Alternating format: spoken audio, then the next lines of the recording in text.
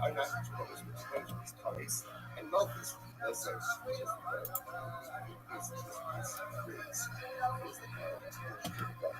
and listen, all of us have the opportunity to do tshuva. We each have the opportunity to become God in tshuva. What's the only problem?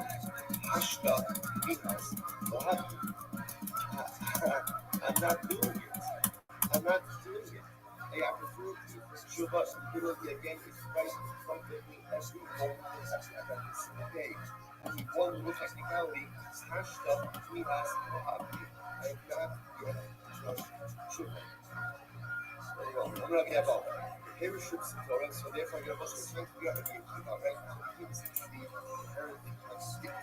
And one Rabbi will say that somebody is hired to do something, trying to get involved with also why? David Shassam. You only get one punishment for one. So you can't give a guy both Misa and Malchus. So again, if we're going to get Chavis up Misa, it's Hayit Chavis, it's Hayit Chavis. How can we give his Malchus also? So we give this all because he's a good Shuvah, and if he does Shuvah, he looks Christ. It's very nice. But he didn't do Shuvah yet. He didn't do Shuvah. If he didn't do Shuvah, we still become a pretty punishment for Harosai. He's a cliffhanger. We're stopping here. Let's push for Rabbi Kiva Bears and tomorrow. Such a source. Begin again. Together, Shvei.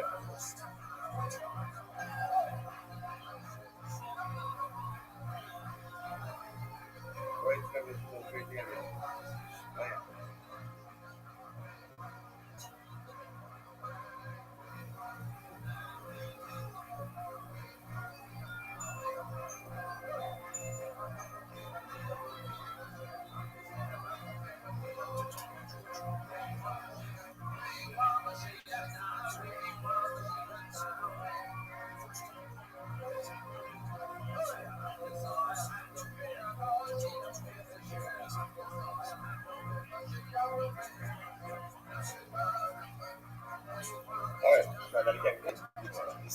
With all of you, begin by thanking all of our sponsors for this morning's share. To thank our annual Talmud Torah sponsor, those who shall have Israel.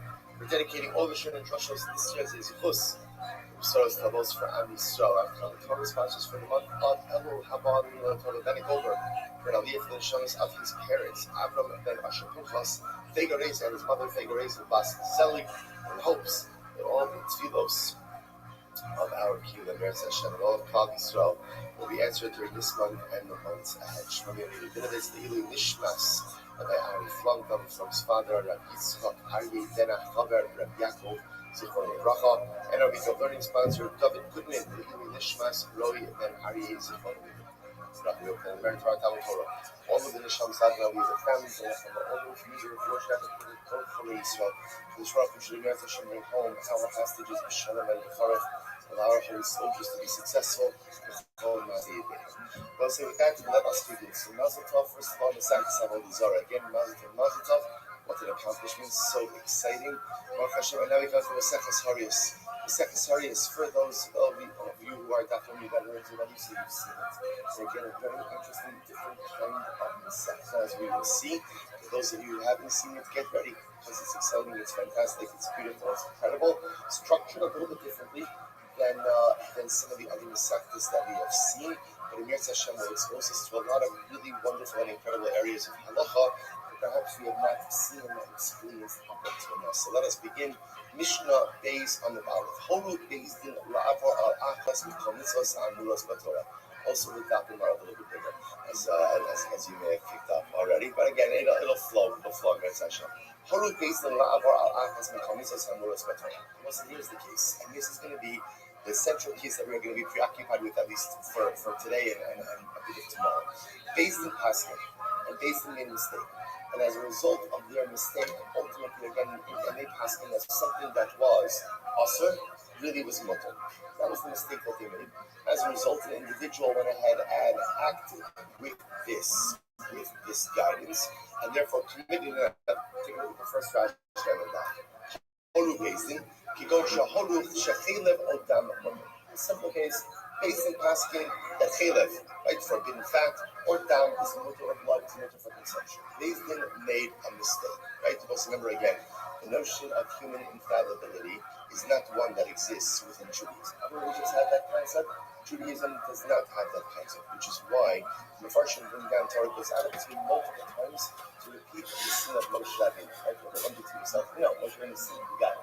You committed an Avera. One Avera. One Avera. Most of us have done more Averas since we got here this morning. Right? Then Moshe Rabbeinu did in an entire lifetime. The Torah repeats it over and over and over again. Why?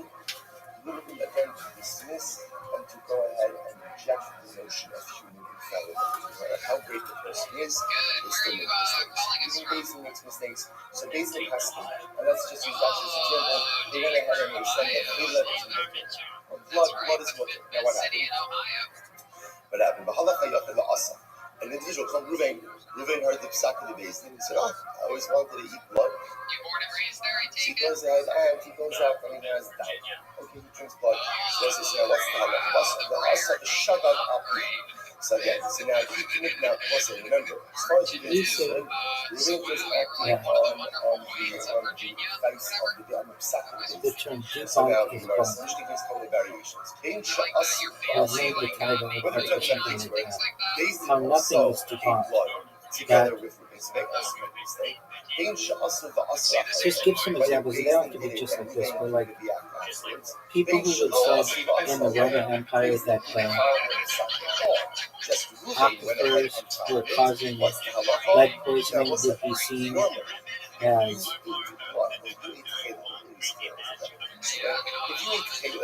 pseudoscientists or whatever, and the powers that be of Rome would have said that those people would have been debunked. Or the idea of and you don't have to say exactly who, but like religious organizations in the Middle Ages saying that we have a geocentric world as opposed to heliocentric, would have tried to debunk everybody or call anyone who questioned otherwise, including Galileo, debunked. And they would have said there's a long tradition of this, just like the Romans would have said there's a long tradition of this. And give another 5 examples of ideas in history that were once thought to be basically law or realistic that have been changed. Even there's a modern law or something in physics from like the early 19th century that was thought to be a law that eventually had to be shown that was wrong. So say that the term debunk is actually bunked, that we should never say anything is debunked, ever. That goes against science. To say anything is debunked ever goes against science, because there always could be more information that could be learned. That individual who realized this was in a minority. Like, this is a minority, so the majority still carried the decision. But one of the dissenting judges realized that this is an erroneous psak. Tell me the right law, or for that matter, there was no Talmid Chacham, not a member of the Beis Din, but a Talmid Chacham who was knowledgeable enough to know that halacha l'maaseh, the psak is wrong. The psak is wrong. Now what happens? But nevertheless, this member of the Beis Din or this Talmid Chacham still followed the psak. So I was supposed to imagine, right? He's like, hey, why not? Right? This like, this is my one shot at freedom. Right, in my Jewish life, right? Beis Din went ahead and passed me that I know that psak is wrong. I know that psak is wrong. So remember again, the individual here is very important. A member of the Beis Din or ranking Talmid Chacham. So there's this person knows the psak is wrong. But the figures, why not? Beis Din went ahead and said that it's mutter. In that case, the Mishnah says, Bein sha'asu va'asimain, whether Beis Din actually ate the challah and this guy went ahead and ate with them, Bein sha'asu va'asam or Beis Din ate the challah and he consumed it afterwards, Bein sha'asu va'asa, or Beis Din didn't do it at all. He decided to follow the psak of Beis Din, So interestingly enough, this individual is going to be chayiv, right? Which makes sense. Why? Because halacha myself, he knows. He knows better. Right? He knows that this is an erroneous psak, and therefore halacha l'maisa, he is going to be chayiv. Now, I will say, interestingly enough, the Gemara is going to discuss such a functional case. If he knows that the psak is wrong and he does it anyway, so of course he's going to be liable. There has to be more to the case. Next, why do you want to say Nation television? Why? Because at the end of the day, when are you shielded from personal liability? When you can say that I did what I did based on the psak of Beis. But if you know that the psak of Beis is wrong, and you follow it anyway, at the end of the day, you are not shielded from personal liability. Exactly. We'll say this is the rule, says Mishnah. Hatoma biatzmo chayiv. Hatoma the Beis Potter. If one acts of their own volition, ultimately again they're chayiv. Then we'll say, remember again, if one is feeling what's your liability? Right? Chayiv the malchus.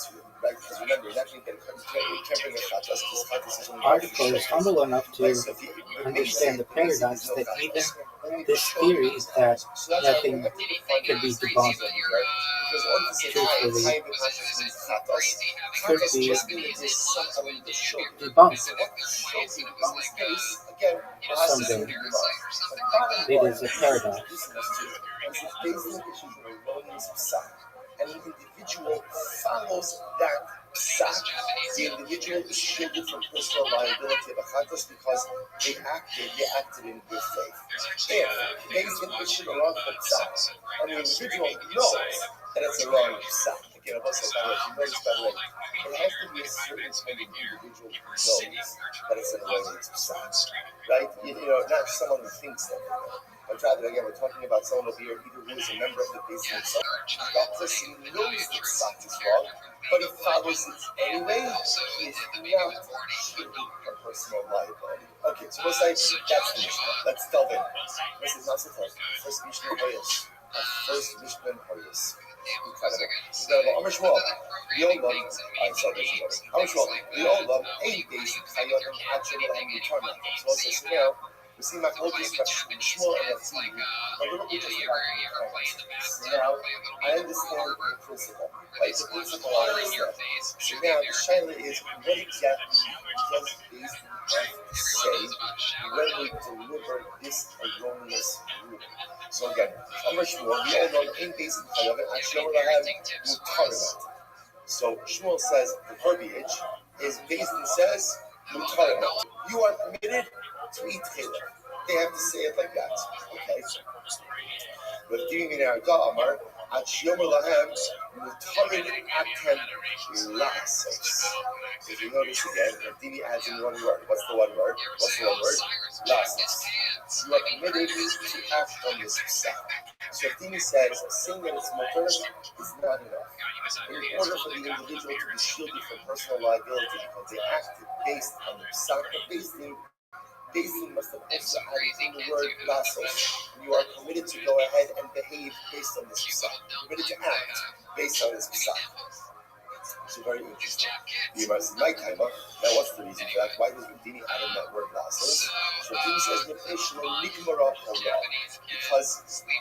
without lasos, there's a statement of information, there's a statement of fact, but there's no mandate, there's no direction of reasoning.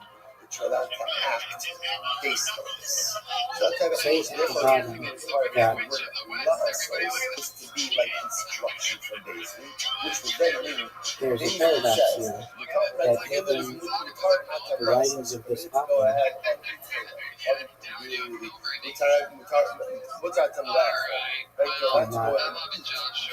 so then basing this law or whatever, because anything could that's be what the individual acted on that eventually revised. That is the beauty of the individual science. would be content. According to Dini, if basically would just say mutar about them, it's mutar, that would not shield the individual from personal liability. Shmuel says yes, it would. Okay, so let's analyze this. So my time again was from Dini's logic. The patient is Yikara Hurrah. Because Jason's psak is only final. Remember when they tell you status and action. When they tell you it's mutter, and you can in fact behave based on psak, ultimately again that's when Jason's psak is. So let's analyze this. Let's analyze this. Good. Fine. So what's what else? We can got rashes on both sides. So right on the left, on the right side. Rabbi, Rabbi says we also now was Rabbi is king alone to support ultimately again the Dini's position. We also learn this. Chazal, so we're going to get a lot of fun with us today. We'll say this is the case of Zakim Mamre. Zakim Mamre is an individual who is a member of the Knesset who refuses to yield to majority. Take a quick look at Rashi for just a moment. Chazal, Rashi says, Zakim Mamre, over a lot of stuff, the match with someone who's trying to tell us before you head. So Zakim Mamre is literally again someone who's outnumbered on the base, but refuses to yield to the majority. That's a such an individual actually to be executed for this transgression, which makes sense because if you refuse to yield to the majority, you're undermining the fabric of the way the judicial system works. That's how a basic works with the majority. So again, I'm not by it. Unless it's going to get back to the Marcus days. Remember Marcus? As listen, never said that even after Jason delivers a verdict, the judges in the minority can't go over to the Republicans and Marcus. I mean,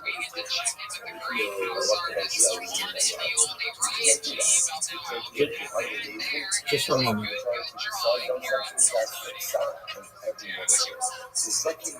What's going on, Big Dog? So watch this. Zakim Mamre goes back to his town. Shut up. He continues to teach. How'd you find out about me? And he continues to advance that he held before. No. Get out of here. If he comes back to his town and he continues to go ahead and you gotta quit changing your name. I'm gonna change your name in here. Okay. Well, but I already know that. What if we call you? What do you see here?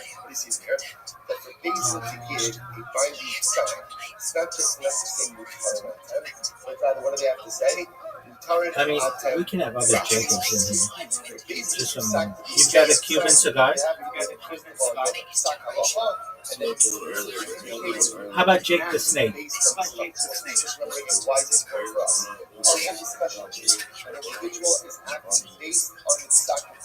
Are you whore maker? So that would say, okay, you actually get paid for still different personal liability. The Rabbi is saying, but it only works if the psak was literally articulated in a particular way. It requires no more articulation of the halacha. That's part one. Mutter. Hey, the things that are really bad, I don't care.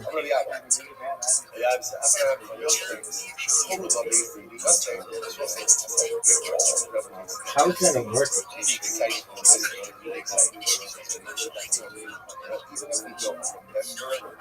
Everything. Sometimes you see things where I know you too well to ask me right? But I don't know you. Like, we know each other.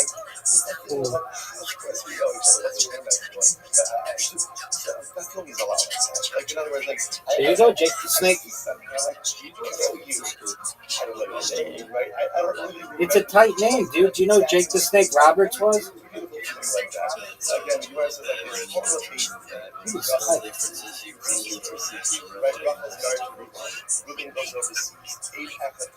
What did you say? Remember, this is a kula. This is a heter for what purpose? Remember again, what? That's what you should guna akilu barabas. We're not going to show us that first. He said it. I just want to go and write that. And so the nice we should be guna akilu barabas. So again, listen, now watch this. So hold them up based on the US. And they pass again, okay, Rafa, you can get remarried. Let's watch this. A whole bunch of people, and she went out and she had other relationships. She didn't get married. she had relations with other men outside of marriage. Okay, now what happens? Rabbi says, now remember, and then what occurred? What occurred? Guess who came back? Reuben. Right? Reuben came home. Right? Reuben came home. So now both sides. So now, what's her status? So what's the halacha? Chayeves b'karban. Ultimately, again, she is chayeves. Now again, not chayev, not that multiple adultery, but she is chayeves a karban. Now why? Let's watch this. Shelo itiru la ela michinasa. Because remember again, what was the psak of Bezdin? The psak of Bezdin was that Allah says, what? You're allowed to what? You're allowed to remarry. You're not allowed to engage in the moral behavior. So interestingly enough, had she remarried and then came back, ultimately again she wouldn't have any personal liability. Now she engaged in immoral behavior, there is personal liability. But bottom line, why are we bringing this down over here? If you notice, what's the psak? How does Bezdin formulate the psak? Bezdin says ultimately again. Bezdin says, Horla Bezdin Lichinasa. So if you notice again, what's the formulation of the psak of Bezdin? Bezdin doesn't just say mutter. Bezdin says mutter and behavior. You are permitted to remarry. So again, remember, all of this is backing up to the Queen's position that the way a psak of Bezdin is formalized is mutter la'asos. You're allowed to, and here's the accompanying action. Rabbi, we also learn this.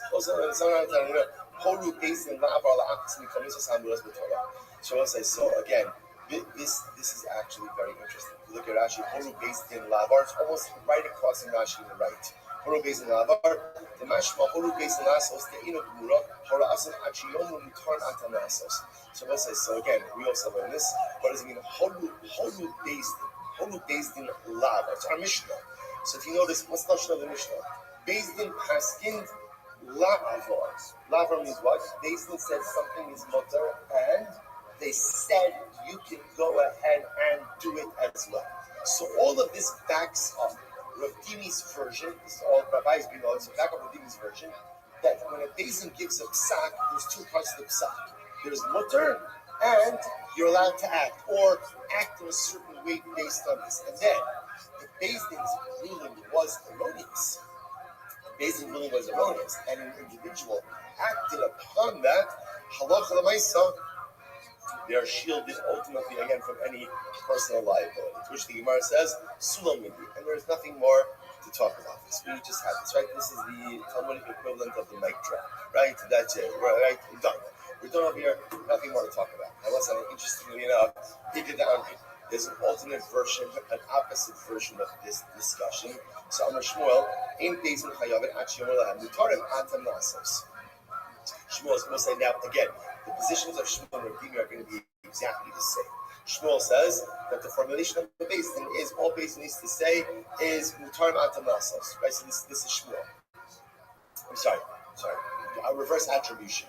In this version, Shmuel is the one who says that the lashon of the second Bezdin is Mutarim Atem Lasos. Shmuel has the one who has the mandate to put in the Lasos. But V'min Arada Amar Afilu Mutarim Atem. No, even if Bezdin just says it's Mutar Nigmara Hora. That's the end of the psak. And Allah for the nice individual acting based on that, they will be shielded from personal liability. I'm Rabbi. So I must say, now in this version, Abaye is asking a series of questions on Rav Dimi. In the previous version, Abaye was supporting Rav Dimi. In this version, he's questioning Rav Dimi, bringing all of the same proofs. Amar Abaye, v'halot not Rav Dimi. That's not how we learn, right? Chazar li'ira v'shana olimen kedar sh'limei pater hora la'asos chayiv. Zaki Mamre. So again, we don't have to go through all the cases again. But Abaye says Zaki Mamre. Zaki Mamre is only going to be chayiv when, not if he just teaches the halacha, but if he tells the people this is the halacha and you can act on it. That's when he's chayiv. What do you see from here? That it's not just enough to say mutter. You also need what? La'asos. Next, Rabbi Yahav. Rabbi Yahav says 1 second. What about the Chalav? Horu. About halot hachi. Horu la'bezdin linase. Locha v'kol chayav es karban. Same case, Bezdin gives instruction to women to remarry. Their psak is only binding if they say mutter and action. So you see from here, Bezdin's psak requires mutter and la'asos. Next, Ravina says 1 second. Right? Our Mishnah. But clearly the verbiage of the Mishnah is basically saying that something is mutter, and they're telling you ultimately again that halacha means you can act on it, and the Gemara says su lo. So interestingly enough, both versions, although again there's reverse attribution, halacha l'maisa really come out the same way. Let's just go with the first version. Halacha l'maisa, the way we paskin, is like with deep. And therefore, again, just to understand, the way that Beis Din would normally go ahead and structure their psak is they would say mutter. Number one, again, they're ruling that it's permitted, and ultimately lasos, and give instructions that this psak behaviorally can be acted upon. And it's only that type of psak that if someone followed, even though it turns out to be an erroneous psak, Allah will truly become personal liability. Incredible. Great.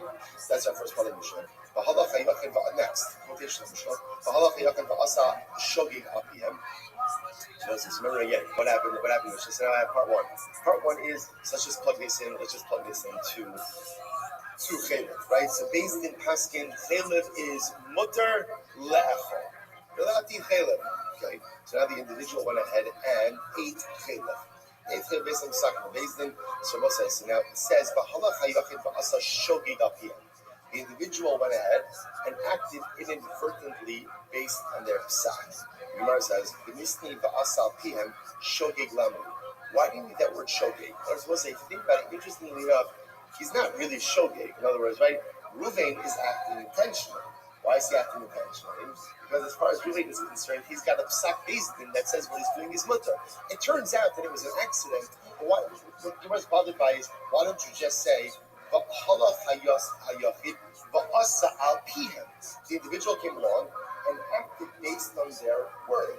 Why do you need the word shogeg? Which the Gemara says, Rabbi, shogeg la'asu. Listen to this. This is very interesting. Rabbi says because the word shogeg actually comes to include a different case. This is really quite fascinating. La'asu, watch this. Holu Beis Din shechelev mutter. Get ready. Beis Din paskin, chelev is mutter. Okay, now what happened? V'nis chalif lo chelev l'shumen. Now watch this. So get ready for this. Beis Din, part one of the story. Beis Din went ahead and said that chelev is mutter. Okay, next part two.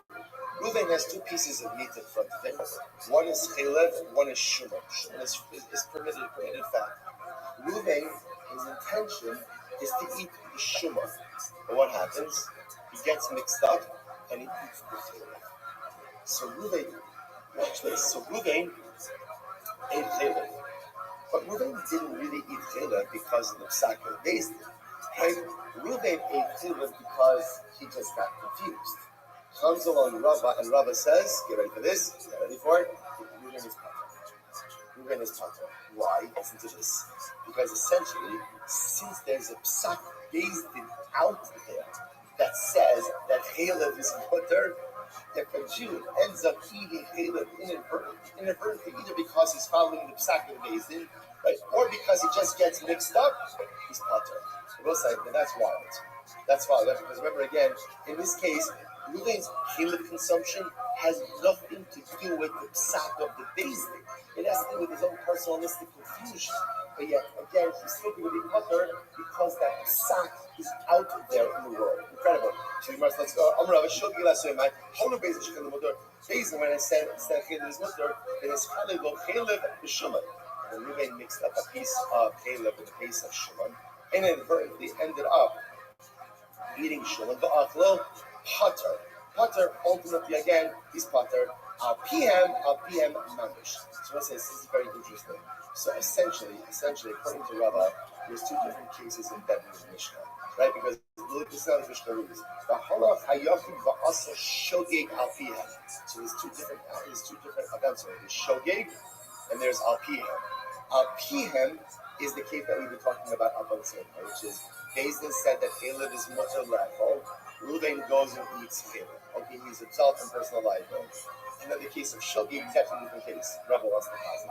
The case of shogeg is again, he gets mixed up between his chelev and his shuman. He eats the chelev. He didn't mean to. He still didn't be pater. Ultimately, again, because such a psak from Beis Din exists in the world. Incredible. Absolutely incredible. So the Gemara says, others say, Rabbi says, Shogeg al PM with the potter. An alternate version of Rabbi, or opposite version of Rabbi, Shogeg al PM. It's only an accidental commission of the Avera that happens as a result of the Psal that absolves Reuben of personal liability. First part I'm going to say, Avan is Chalibol Caleb B'Shimon Ba'achol Chai.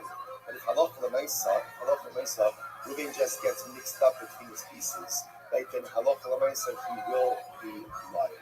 So the Gemara says, so again, just two versions of Rabbi over here. So the Gemara says, so something which was obvious to Rabbi was actually a kasher machana. Was the second one line, Holy Bezdin, Shechil is Mutter. So basically, the same goes on. So basically, that Chil is Mutter. Then there's Chalibol B'Shuman. But then again, Reuben had two pieces of meat in his house. One was Chil, one was Shuman. His intention was to eat the Shuman. He accidentally went and ate the Chil. What's the halacha? So the Gemara says, I'm sorry. There's what's the halacha? Rabbi says, Tashma, if Reuben went ahead and acted accidentally based on sack of the Bezdin, the Gemara says, Shogeg al PM normally. So Rabbi says, why do you need that lashon of Shogeg al PM? Just say PM, al PM, that's it. Nasuye, holu Bezdin shechil lebutter, and his chalil lo chelu b'shim ba'ach butter. Ultimately, again, in order to include this case, where again, Reuben got mixed up between the pieces, he ended up eating the chalev, he's still going to be butter. Ultimately, he's still covered, so to speak, under the sack of Bezdin. You might say, 1 second. Dilma Shogeg al PM with the butter, Adan is chalil lo chelu b'shim ba'ach butter. Maybe not. Maybe Reuben is only potter when he managed to act in the direction of the psak and the Bezdin. But if he still makes another mistake, who says that he should be potter based on that? He should be chayiv. He gave the Amrin alternate version of this on the Rabba Tashma. Halach Yachid also Shogeg al PM. So if an individual really went ahead and acted the Shogeg based on the psak or Bezdin, so the Gemara says, Ma'alav Shogeg al PM with the potter. Isn't it only in a case where Reuben managed to act based on the psak of the Bezdin that is going to be potter?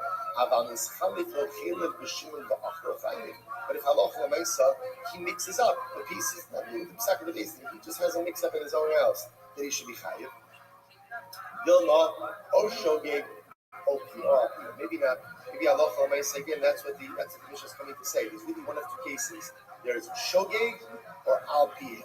Ultimately, al piyah means he literally acts based on the psak of the Bezdin, and shogeg means he has his own mix up at home.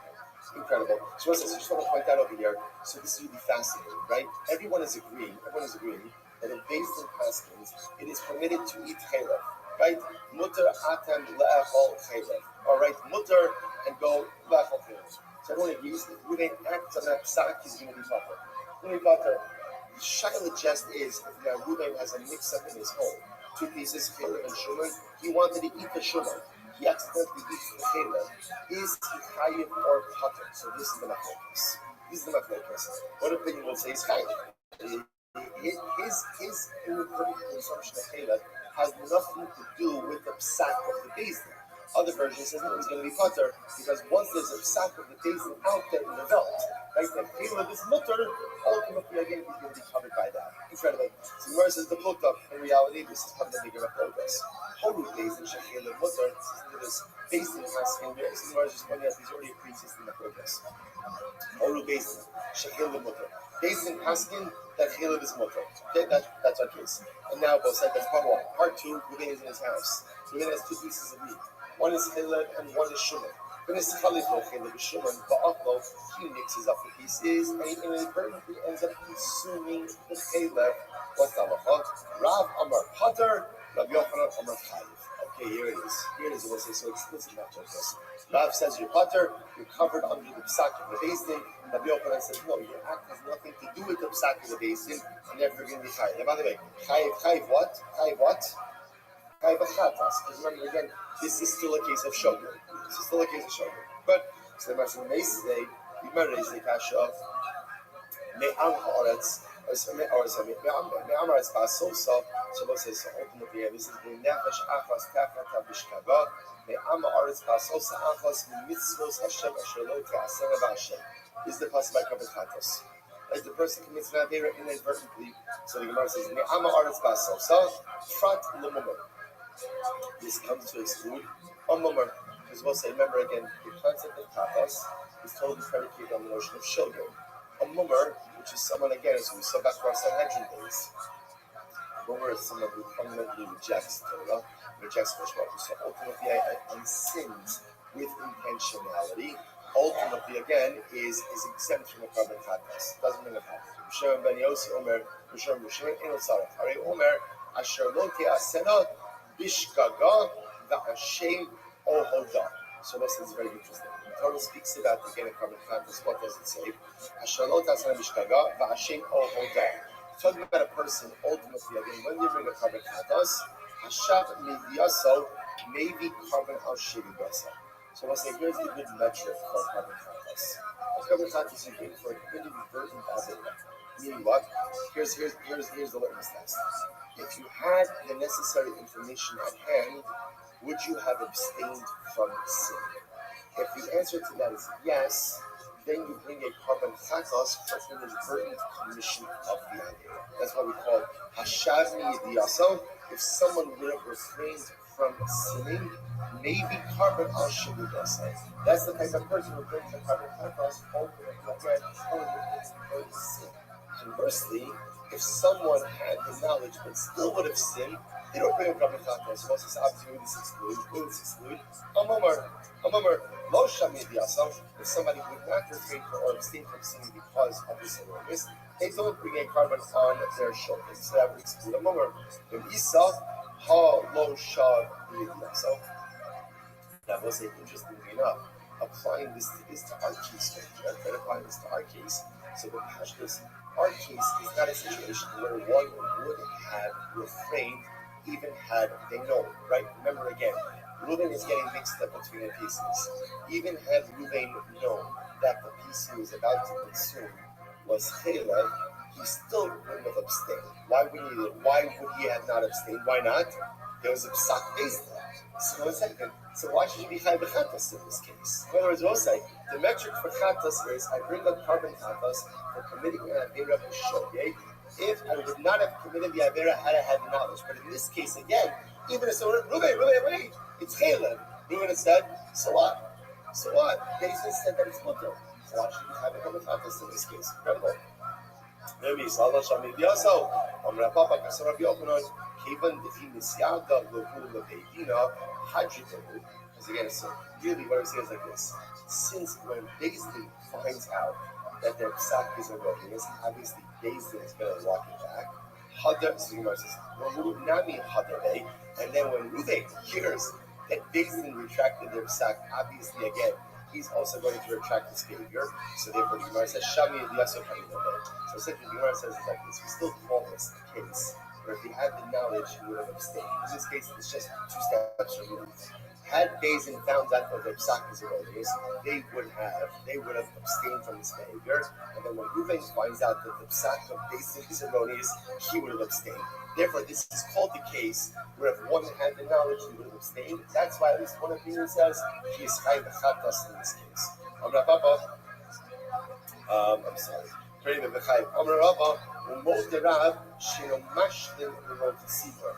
Okay, so what says now? Okay, this is now another topic over here. So I'll say which we're going to get into. There's something in this case that we're doing up until now.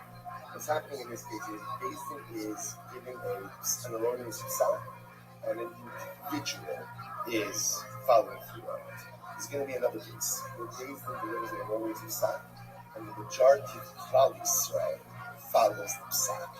That's a different situation. That is called Kar Ha'elam Government of Sibor, a special carbon that's brought. Now, in order to bring that carbon, you need 51% of the Klal to go ahead and follow the orders of psak. So as I watch this, let's say you have 50% of Klal Yisrael. And who's the determinants, right? Who's the guy who's going to tip the scales? It's Reuven. Right, so again, watch this. So based on Paskin, Chilud is mutter. 50% of Klal Yisrael, 8 Chilud, based on the psak. Who's the guy who's going to tip the scales? Reuven. What does Reuven do? All eyes on Reuven. Reuven's sitting at home. He's got two pieces in front of him, Caleb and Shimon, right? And he needs to eat the Shimon dip, and he eats, but he ends up eating the Caleb. Everyone agrees that Reuven does not count towards the Torah, right? And interesting, Reuven does not count towards the Torah. Why? Now, why is that? Because deep down, what you can't ignore is that what? That Reuven is not acting based on the psak of the Beis Din. Reuven is just doing his own thing.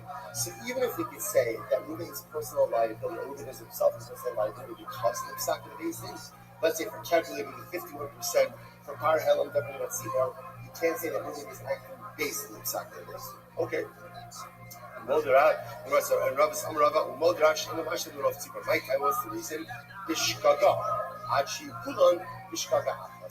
Because for Par Helam Devin Tzibor, for that 51%, everyone has to be acting in the same shogeg capacity.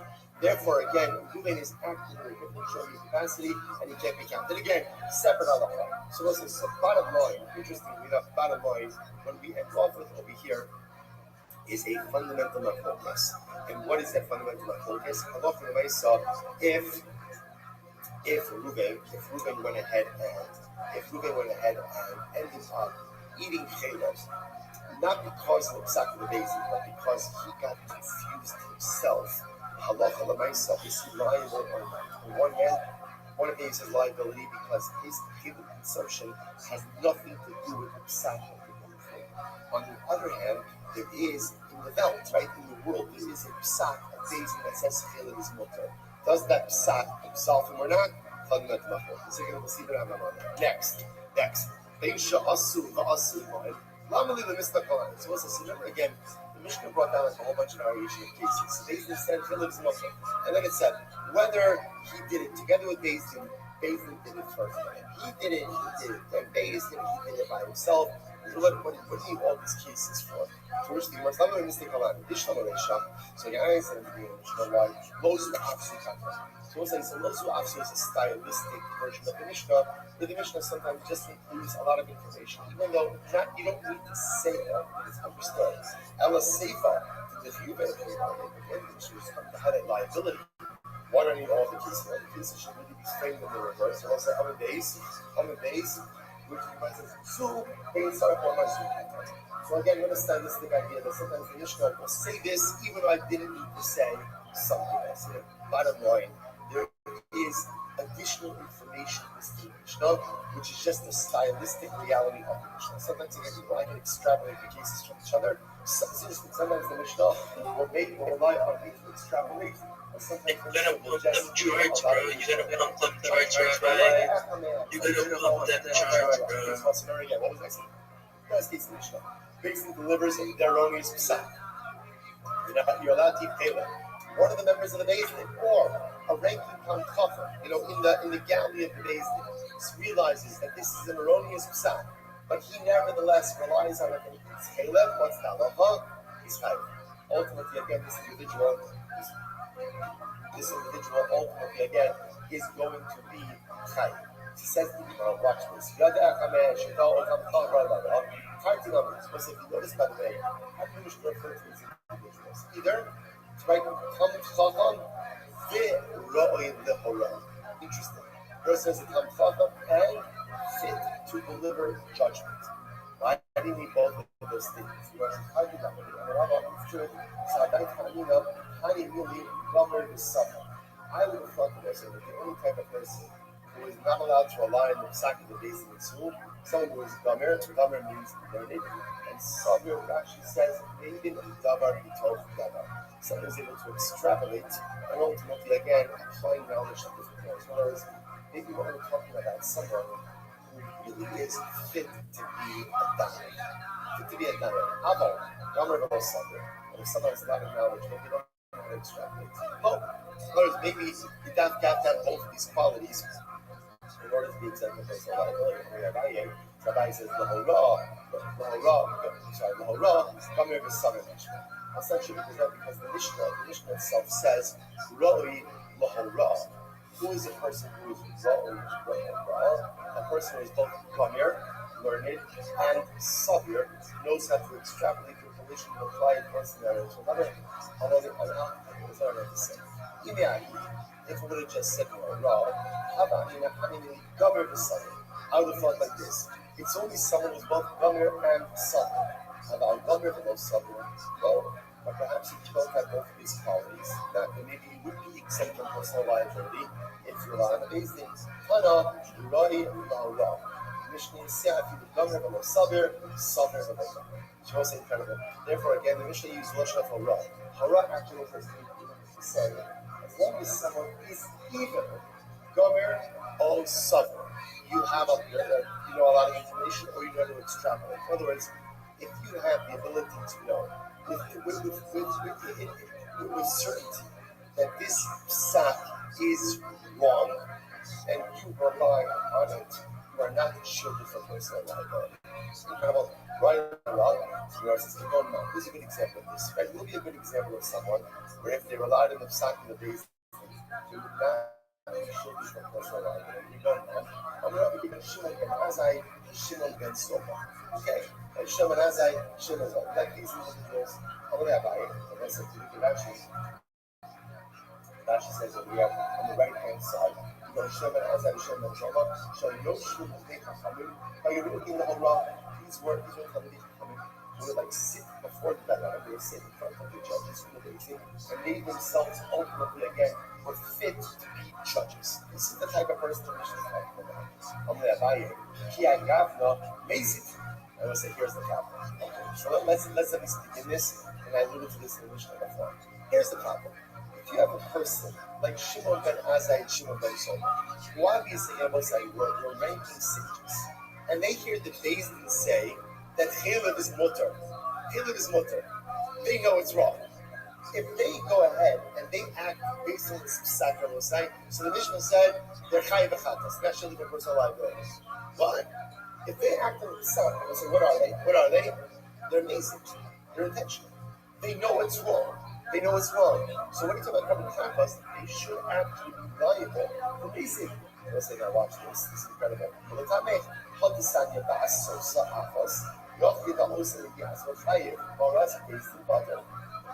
Yeah, that's what the Pasuk says. If an individual does on his own volition, he's chayav.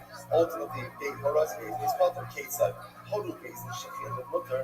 It basically haskein shechir is mutter. I was going to stop over for today. Pick up. Don't worry. We're fine. We're absolutely fine. Gosh, I can talk. I say, good. Shvach, coming on the side of this. I gotta stop. Mid discussion, but again, a lot of good stuff. We'll pick up some fucking case tomorrow. Okay.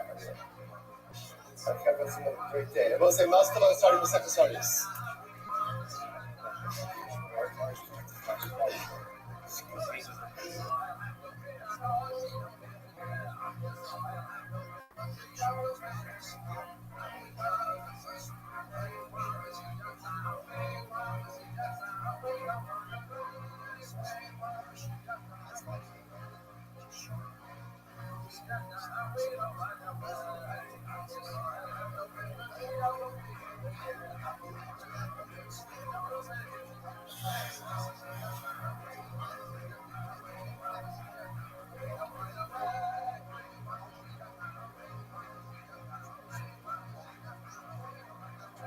Say good morning, let us begin. Begin by thanking all of our sponsors for this morning's share. Today, our top proposals is 1 month of Tishrei. This one is our family, the celebration of the completion of Seikin from the soil's tumbles for Israel to thank Nathan for thank you for Nathan Harry Smith for the decade ownership of drug shows this month for the source of the cover for the prior Kira, the person of Dylan, person Shiva from Howard. So it's up to them. We dedicate that one to the Rishmas, Haraka, the Yaman of Israel, the Harab Moshe, Israel, then the Yaman. Also, mention someone like that.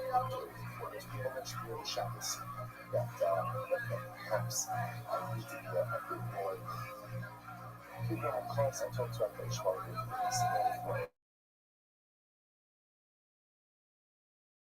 it's not people that could be that other people that wasn't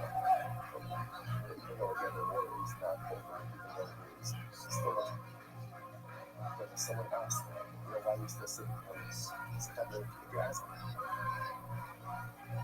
hey, why are we still sitting on this? But, you snap your energy at what's happening or this was attacked against IDF soldiers just last night. The war is not over. The war is not over. Phase one of the ceasefire deal has not been fully implemented. The bodies of our brethren have not been returned. These in clause on Hashem, but I have a concern again. If I have not been given proper love, public conduct, like published by these servants of God, the same holy that was like Hugh because of being really emotional. It was so much for this leasing of the flows for everything that you've done for our people. And you turn on Hashem and believing hostages for the unification of your families. But I said Hashem upon you, the reason that I will try to do this for us, each and every both nationally and regionally the same. Each one of you girls is so good instead of doing much. Just sometimes you're not allowed to be selfish to yourself, but you absolutely be selfish for God's love. For God's love, you should always be ready for a punishment. And for God's love, you should always say, okay, Lord, I shall always thank you, but. Thank you, but. Thank you, but we need more. Thank you, and we need more for you, for ourselves. We have to be not be told, we have to be stand down and what He gives me. He always asks for more than I have to thank you. What I have is a share of household. Who is God? What is absolutely is wrong. But for the people, a share for many people, being hate and demand everything that comes from God. So, and when God gets it, not hard. That's it. That's it. That's all you're going to give us. That's all you're going to give us. You can give us anything and everything. Leave the man and have the relationship with these people and express his gratitude for all the things you as an individual. So, I'm going to thank you for the instruction for all the things that have flows. Thank you for every single little bit of national ancestor classification showers of others. How about the response leadership is over? Lord, help our people. Lord, this always flows for our people. The true end of this war for our people and the reflection for that we shall for all of us. As in that, let us begin very quickly. Not begin very quickly. We're putting up the reflection of I'm not sure if we're going to go to this one yesterday. So let's say Salam is 34B, 5 lines after the bottom, and thank you to the student yesterday. And we'll say, I'm really excited that all of us to do that. So thank you for the short. So for the coffee, again, coffee is on some goes to that question. Thank you, everybody, for driving right in the checkpoint. Now, one thing I had to do was not actually absorb it, but I love you about that. I have a friends that don't do it. I have a friends that don't. Good. Let's go. Luca says, Ruby says, you don't have others. It's just massive. It's relatives. It's yesterday's down. The Gemara said it's funny. You know, it's talking about the idea of Erev Pesach. So what did they do? And this was again, Erev Pesach was the day of not necessarily the day where you have the greatest of people. Because again, there were other days that had share your life like the Gemara. Jesus Christ. That by Erev, by your given morning already, these individuals packed shoulder to shoulder with God. But definitely from an activity perspective, it was the day with the greatest amount of activity. Everybody needed a congregation, every company needed a congregation. So remember again, the original we did our things at this time, we had the Sunday morning set up. So the price of the company, what the music was before, that at the end of Shek, all the congregations, what they would do is the money would collect a couple of 100 for, and you would go ahead and sprinkle that on the music. Now, what we got to is Yishbach after their hands, really so Shubach Shua. Because in some way, let's say someone green and cutting itself. Let's say the way it was being slaughtered, like Shlita, Kabbalah, the second line of Quran, the blood is all the way down the city, right, to the grass. But he says it's possible that it's 1.1 squares, and maybe someone's carbon didn't end up ending up copper. So what do they do? So it's kind of like carbonic insurance. So at the end of the whole process, they scoop up a blood, a cup of blood on the floor, which was a mixture of all the other blood, right, that accumulated over the course of the day, and they would just do a sweep of that blood on his back. And this way again, if for some reason there was a carbon that didn't get the sweep off, this insurance sweep at the end would cover that. That was the logic. Interesting. So you might say, oh, listen, by the way, because remember, the saying something one second, isn't that sweep happening after the consumption? I'm sure you know, because remember again, when is consumption occurring? When is the consumption occurring? That night. Remember again, this is our basic. Our basic is not eaten until nightfall. So all of this is happening during the day. So whatever it is, your insurance is happening, is ultimately happening before actual consumption. It's quite fascinating. Oh, good amigo. Rabbi such a amigo. What's up? The halal is covered with food. What's that? That blood that you're collecting from the floor was never collected in the cleaning. What's it? I remember again, we learned this in smoking. What's the halacha? What's the halacha? If you check the animal, the blood spurts on the ground. What's the halacha? What's the halacha? It's possible you can't do anything with it. The only time you can remedy it is when, is if the blood goes into a flea, then from the flea it pours onto the ground, then you can be collected. So say we do that blood, the pashtas spurts out of the animal, spurting onto the animal, and ultimately again, not into a flea. So watch the percussion for sweeper. So we can write. Says, so you know, I'm sorry, I'm the one that we know about no one's got the flea. You know, Rabbi, I was so when he says, how do you know? How do you know that I wasn't receiving a flea? How was Shem was covered with flea? Again, what Rabbi is saying to me is, how do you, I understand what you want to do, but what are you concerned about? We're concerned that there was a carbon that was covered that did not have sweeper. So he goes, I think we're like, let's go ahead and collect blood from the floor, which is a mixture of all the other blood, and sprinkle that. That way you know that every carbon, so to speak, had its sweeper. This is what you got. But 1 second, that's blood. That's blood. And it's possible that blood spurted right from the animal onto the floor, in which case it's not good for sweeper. Which Rabbi says, אני לא אמרתי על זה שנצטרך to שנצטרך בפרי. Again, it is of course, my whole idea only works with the premise that the blood on the floor was first on a flea, was first in a flea. In other words, I'm making the following assumption. Shrit occurred, blood full of flea, and then the blood spilled out of the flea onto the floor. Which then means since it was in a flea, then went onto the floor, it is fit for zuba, fit for scoop it up. And do you insurance zuba afterwards? The Gemara says, no, remove you pay. You know that, right? But 1 second, how do you know? How do you know that? How do you know that halacha l'maisa? Again, it is in the flea. Why did we make the assumption that the blood on the floor is first in the flea? Maybe the blood on the floor is always on the foot. Please be nice to us, it's very interesting. So the Kohen is using the Abdin here in Shtachen. Because Kohen was using. So let's say this is a principle that the Gemara works with. The Gemara says as a fact. Kohanim are alacritus. They are diligent. They are careful to discharge their responsibilities in the correct way. Therefore, we assume what happened was as follows. We don't assume that lifeblood went on the floor. Rather, what we do assume is that lifeblood went into the flea, and then what happens? In the course of handling the flea, the blood spills out of the flea. You guys see the difference? And I will say that makes a lot more sense because Rashi said it's very mercy. God didn't heal us. Rashi says, what's heal? The Hela.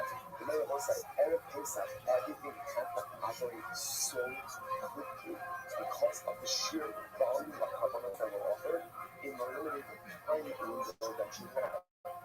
So by definition, everything has to work out a bit quickly. So therefore, because colonized reason, we can assume that the life doesn't include what happened. Handing it at the assembly line at some point in time, ultimately again it goes ahead and spills on the ground. But therefore, because it was clean and then subsequently spilled on the ground, it was ultimately fit for Zruba. So that's about all. Now the time is really important. What's that? Here's the problem. What kind of blood was it can use for Zruba? What kind of blood? Only what we call life blood. Right? Dam nefesh. Not dam pansis. Dam pansis is just what we'll call like regular blood. Regular blood. Right? What's it? As you think life blood and regular blood. So life blood is blood that spurts. Right? And the shvita, so this is the blood that spurts out. Isn't there the blood that trickles out afterwards on the floor? We pashtus here both of these things. And only one type of blood is which was it's not the coming the honor Damakantis coming down. But we was up here thinking that even Damakantis, which is the blood, is called blood. Even though the blood is called blood, the sounds of it was we learn Damakantis Ba'azhara. Damakantis Ba'azhara. So we know all the colors. So this is very interesting. In general, you go ahead and you consume Damakantis, which is what called triple blood, not spurting like blood. Ultimately, again, it's called only a lot. Rabbi says, you're tired of colors. And in fact, Rabbi says that you're tired of colors, then you keep that blood. But he treats Damakantis, which we'll call triple blood, just like spurting like blood.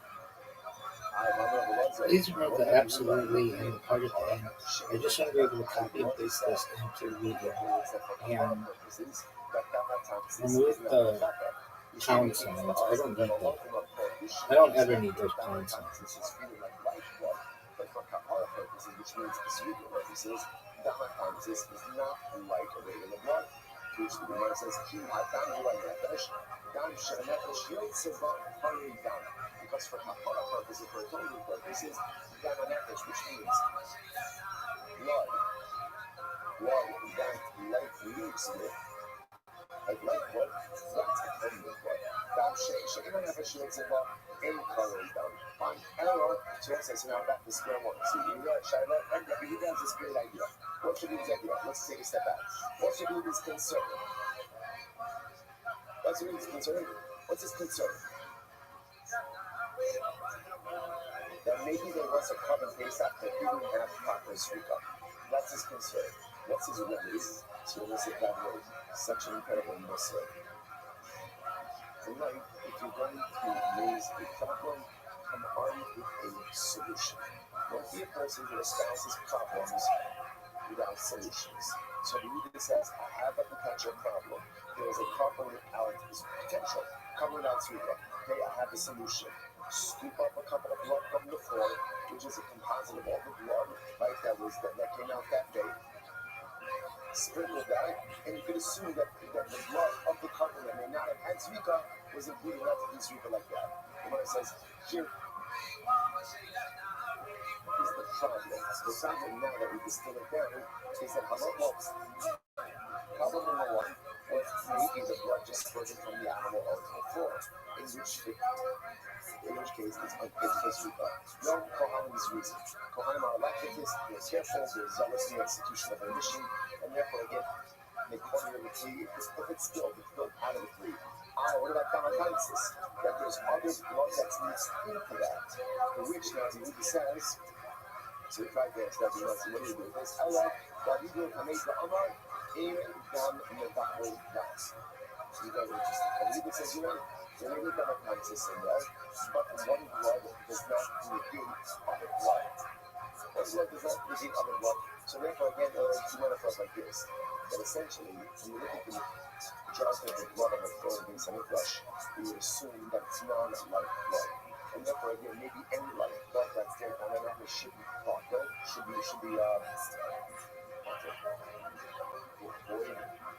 nullified. So halacha l'maaseh, no, you know, dam is not mevator dam. And I will say this actually, by the way, this is actually a good opportunity here. We started to smooth us cover. And Eretz Hashem, as the new month is started, it's going to be Tuesday nights in Eretz Hashem at 8 o'clock p.m. This week, I think it's going to be Wednesday to Tuesday just because of the conflict. But again, stay tuned for that in Eretz Hashem.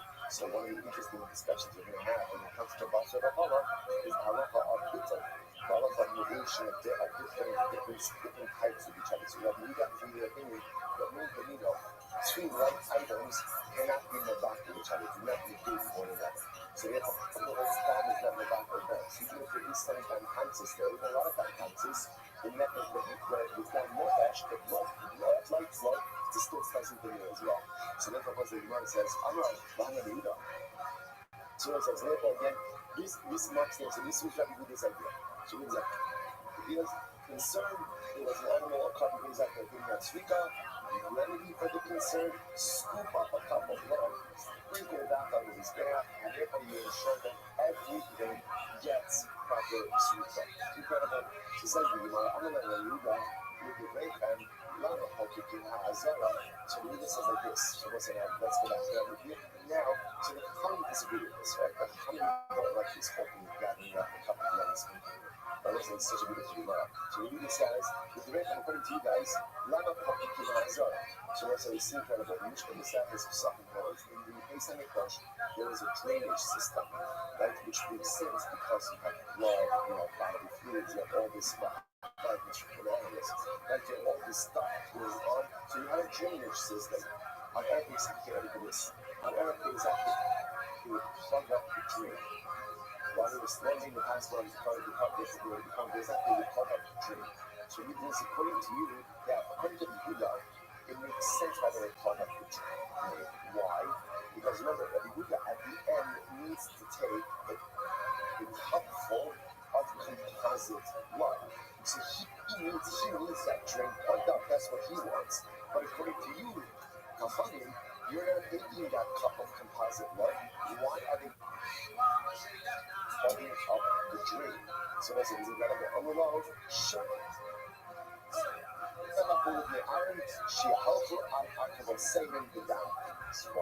So they say to you that because it is a shevach, it is a praise, it's typical for the sons of Aaron, for the Kohanim, ultimately again to walk up Akavos, saying of us, I could either with ankles or knees.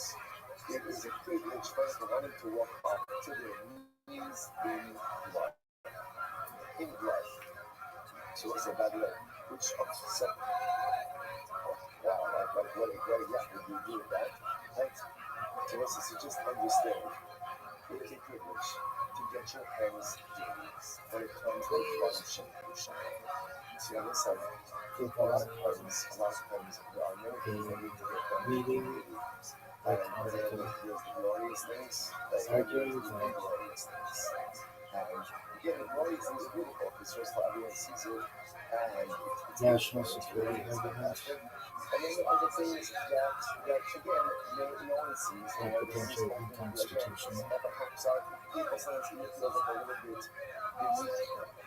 Because literally anything could be argued to be a national security risk, and the only people who get to look in on it have to have some kind of clearance and go to the original idea that national security became an idea during the World War II with Japanese bombing U.S. submarines. But now national security is just a blanket to be able to cover up any kind of issue that the government or politicians don't want known to the general public. And according to John F. Kennedy, secrecy in an open and honest democracy is repugnant. And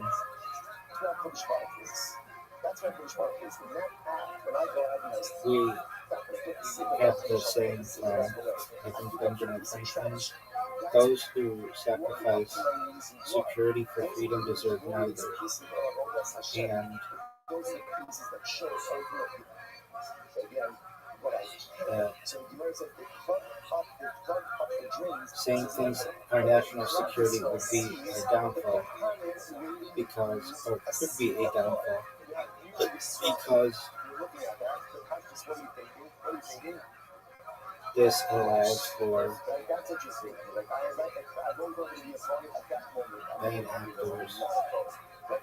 to be able to hide things from the public, and sometimes the beautiful, most beautiful avodas Hashem is in the dirty work of the things, is in the dirty work of the this type of secrecy, and saying something is against national security could be used for anything, even things that aren't national security. Nothing about national security is included in the Constitution. Give those arguments. And if anything, perhaps a constitutional amendment should be passed regarding that things could be considered national security. Because otherwise, everything could be hidden.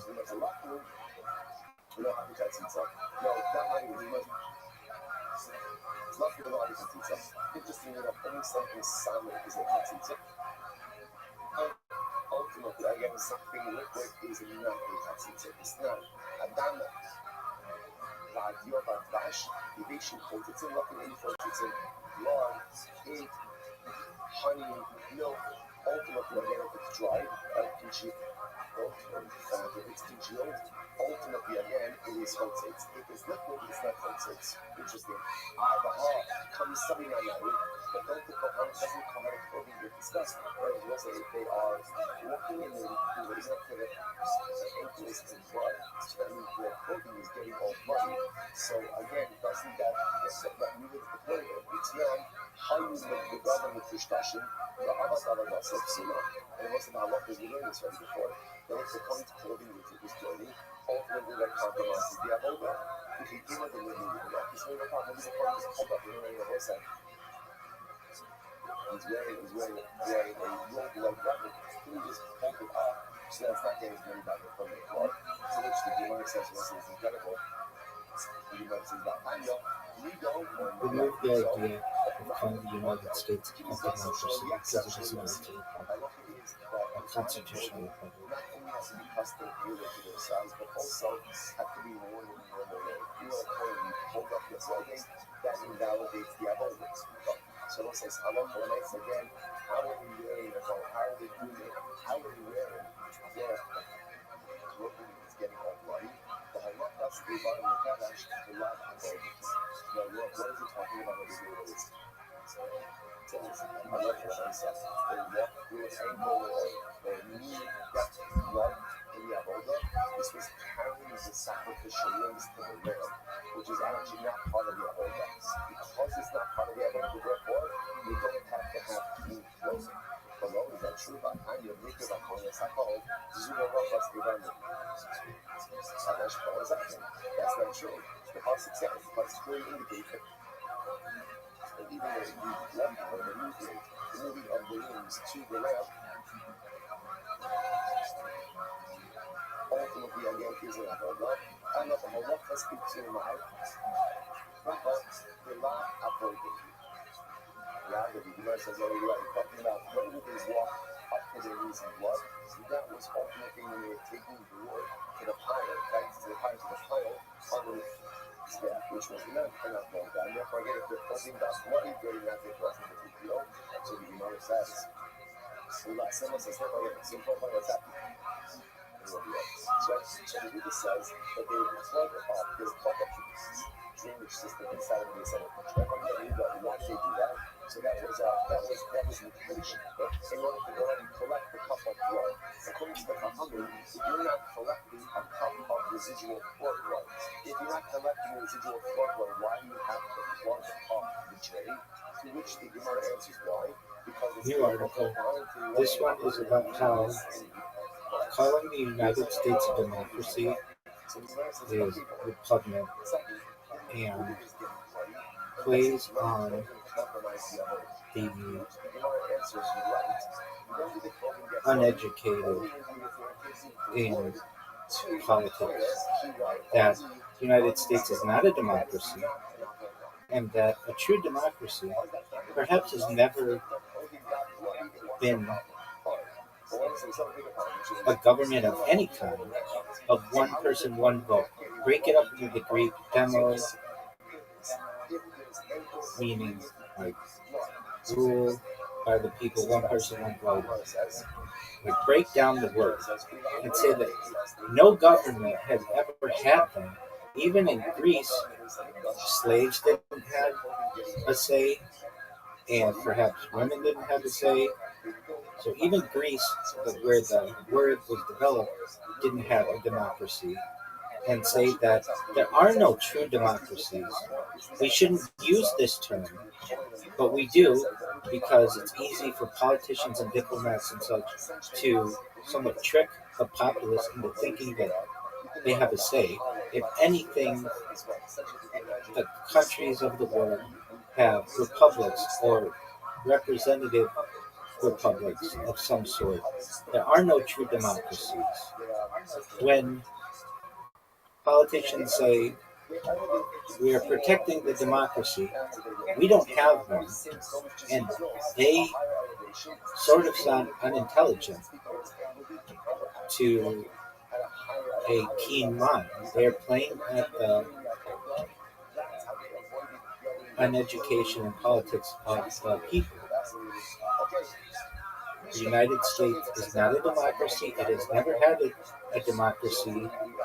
It really lacks democratic principles. What it lacks in democratic principles, it has in republic or representative principles.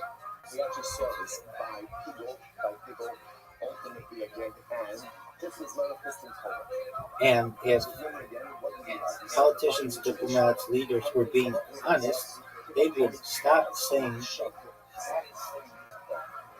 that we have democratic principles or we need to protect the democracy, because that doesn't exist. In fact, the Democratic Party shouldn't even be called the Democratic Party. It should more likely be called, more accurately, something like the Progressive Party, because the Democratic Party has no democratic principles. And on the flip side, the Republican Party should more likely be called the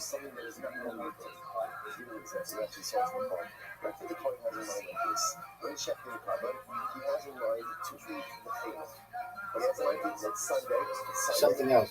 Give it a different name, because it's not a republic, and those people are not Republicans. A republic is different. A republic is a purely representative form of government, but does not take into account other aspects like the judicial branch or the executive branch. So it's not really a republic either. The Republican Party is not advocating for a republic. They're advocating for generally more conservative ideas.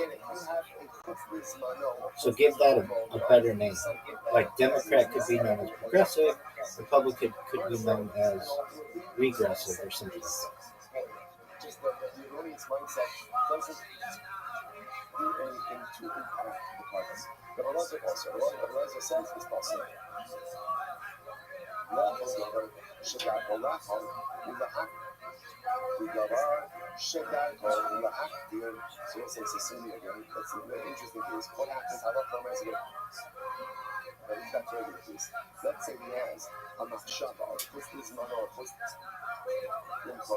To eat something which is consumable, or to burn something which is unburnable. But in this case, again, you have in mind, the proposal desires. Is this doing up? let's take his eyes. Let's take his eyes. Yes. So we say, what's that? Kosher. So now I'm saying back up here. So, Christian, come on, Christian's mother, only the balls on his size. So to have explicit intent, so let's say next Monday, Sunday, I'm going to eat, let's say his eyes to cover on Tuesdays, that's all the others. I'm sorry, I should clarify. The purposes of the example, we're assuming that the cover as a consumption window of 2 days and 1 day. So now it's Sunday, I'm offering at my partner, I have in mind to go ahead and eat it on on Tuesday, but it's burn half of his eyes on the outside of the committed time. The Mishnah says that erroneous mindset has no impact. Why? Because again, Christian Kamotis is not only the bars on a Zionist or one.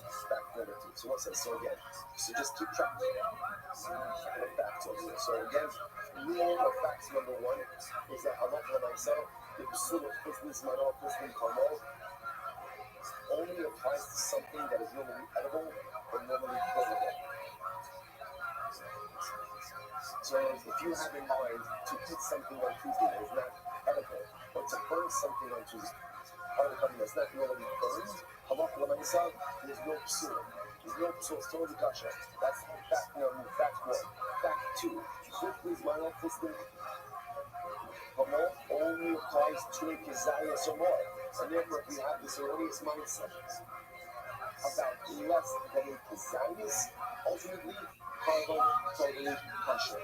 Third fact, level keziah, careful, kichat. Keziah is kosher. And that's a lot of third fact. Let's say seriously, I ship my carbon on Sunday. On Sunday, ultimately, I have in mind, I'm going to eat a half a keziah on Tuesday and burn a half a keziah on Tuesday. So I have in mind for half a keziah Christmas Malo, half a keziah Christmas Komo. What's the halacha? Kosher. Why? Sheila Hila B'Haktara Mitzvah. Because ultimately, again, a prohibition of consumption and burning do not combine. So let's say 3 important facts. The reason I'm reviewing this is because the website, again, there's one thing, as we've seen, it's one thing is beautiful and something. It's not that it's complicated, it's just that a lot of times the rules themselves are a bit eerie with us, because we're not holding about Kabbalahs. But that's why the beautiful Mishnah like this is once you get facts, once you get rules, everything becomes a bit more digestible. So now goes back to Hashem has a lot of desires in their heart. So now that we have three rules, the Mishnah goes into an interesting discussion over there. Hashem has a lot of desires in their heart. What's the difference as in this case, someone is like before calling chef in the cover, and he has a Chutzlin Zmano or Chutzlin Komo mindset, right? Regarding something that is not normally present. For example, Hashem has a lot of desires in the heart. He has in mind that Chutzlin Zmano, Chutzlin Komo, the evil of desires of the heart. From the grip. These are what you'll see. Some of it is expressive, some of it is not at all, some of it really is the more secondary parts of the carbon. So watch this. Rolled up is like the gravy. Keep on. Now she says over here, the bunch of something with that gets habasa, Hashel Hennes and Shlik Dura. This is like the leftover like garlic. Little pieces of meat, things like that, after you cook up the carbon. Although Rashi says over here is the next one. This is something we see in the neck, which is very tough. And not normally fit for consumption. But not so it's from the bones.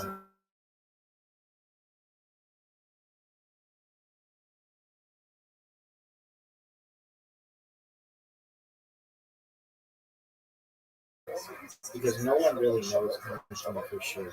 It is impossible to know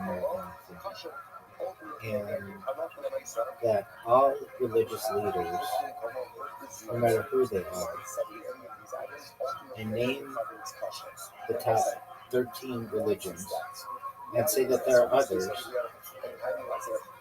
their religious leaders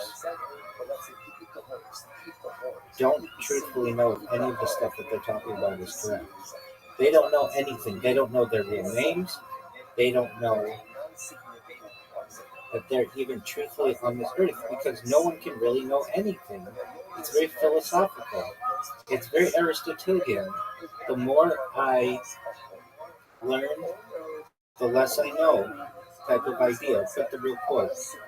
And if all of the religious leaders of the world were really being honest, they would tell their congregations, no one really knows for sure, but this is the tradition by which we live, or something along those lines. And say,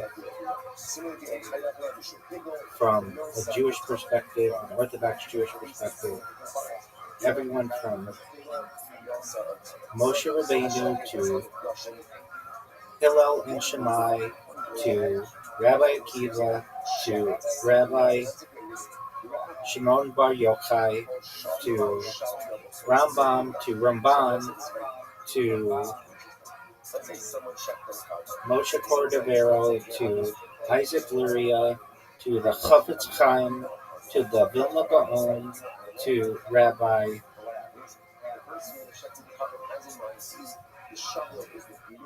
Cap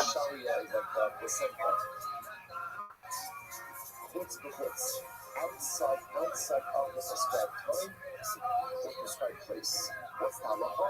No people. Ultimately, again, you don't make the animal people. Right? The carbon does not become people.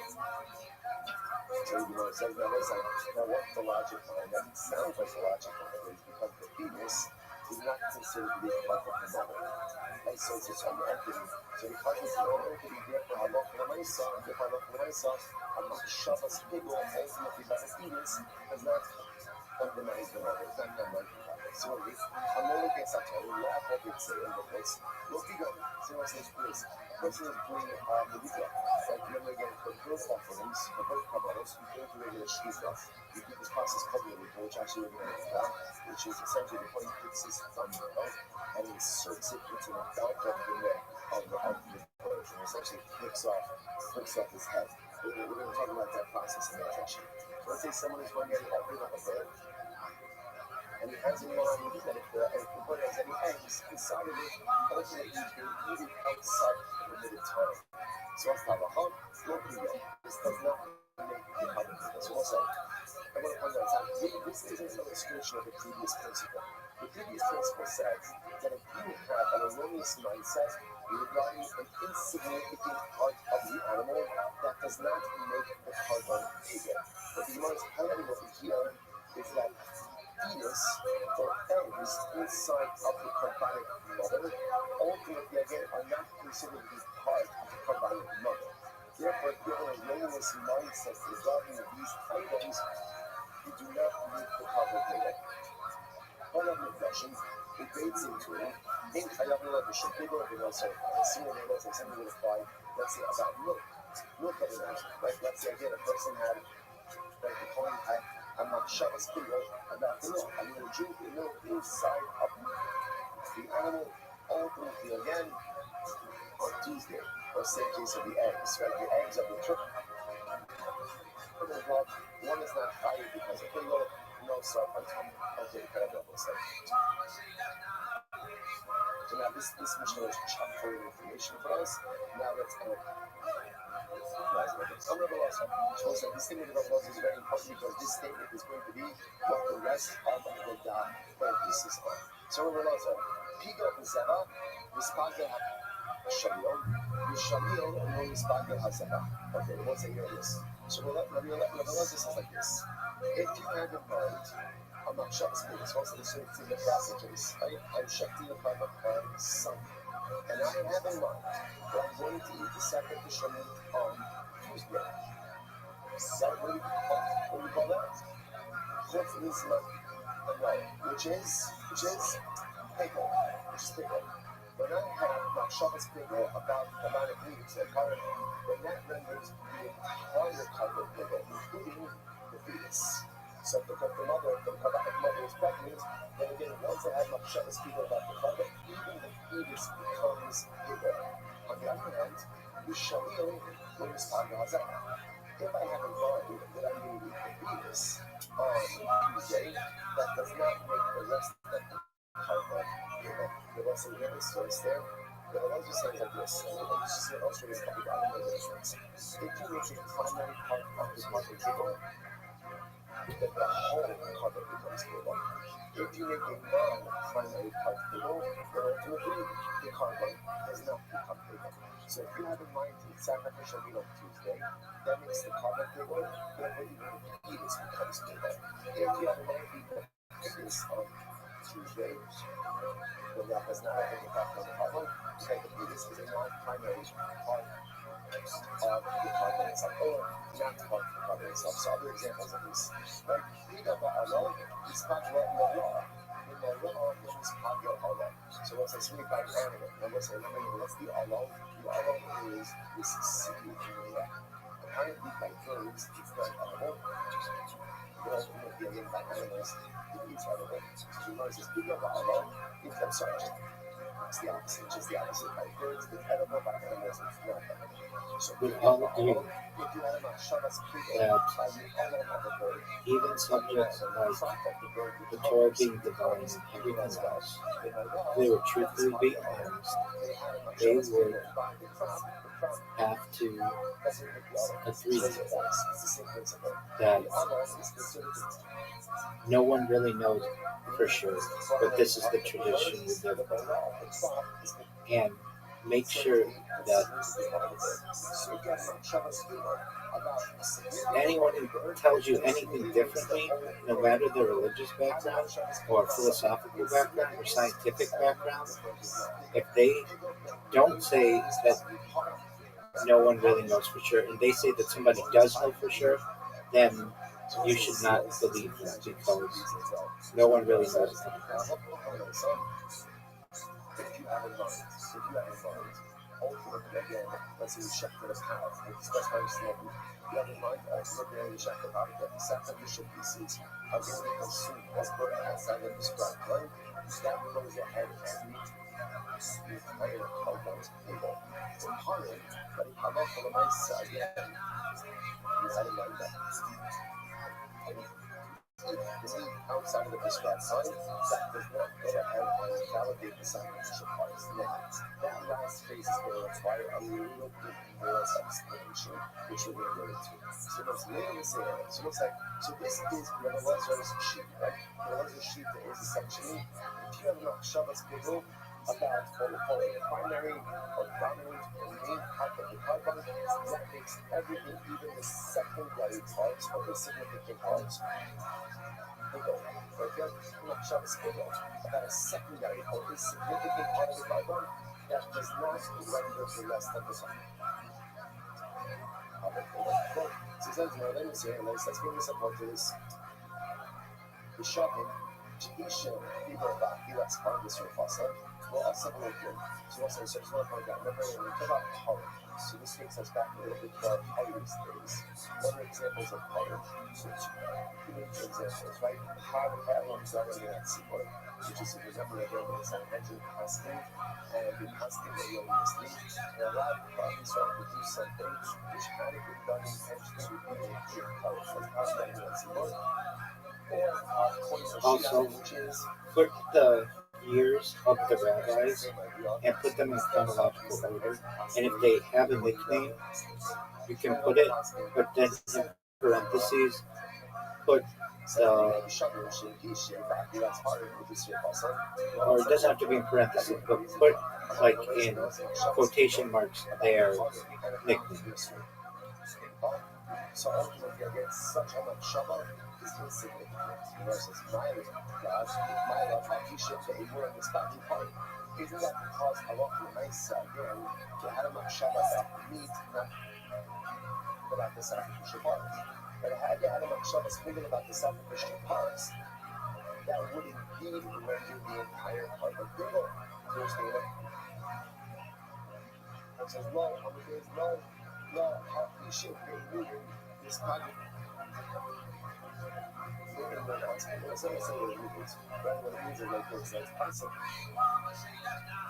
No, the idea of the Shabbos people ultimately about the sacrificial parts. Sacrificial parts themselves will become people, but not the rest of them. Okay, so no Raya or against Rabbi also. So Tashma. So what's that? Listen. Speeches are Tashma. Coming from his family, we've seen that it's something more than that. You don't have to list the rabbis in bullet points. Just put them in a paragraph, and don't put the stuff in bold. It's fine that it's bolded, and put the rabbis in order chronologically. And when you refer to Moshe Rabbeinu, you can put Moses, comma Moshe Rabbeinu, and then put in parentheses Moses, our teacher, in Hebrew. And the same for the Chafetz Chaim and the Vilna Gaon and everybody.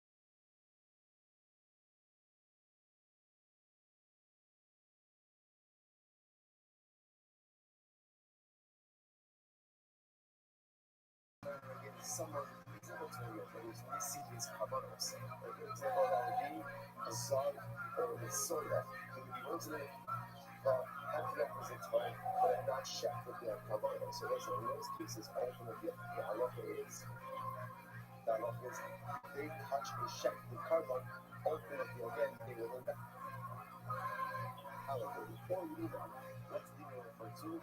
Yuna is leading over a carbon. My love, Yuna is also. This is a reference to the sacrificial.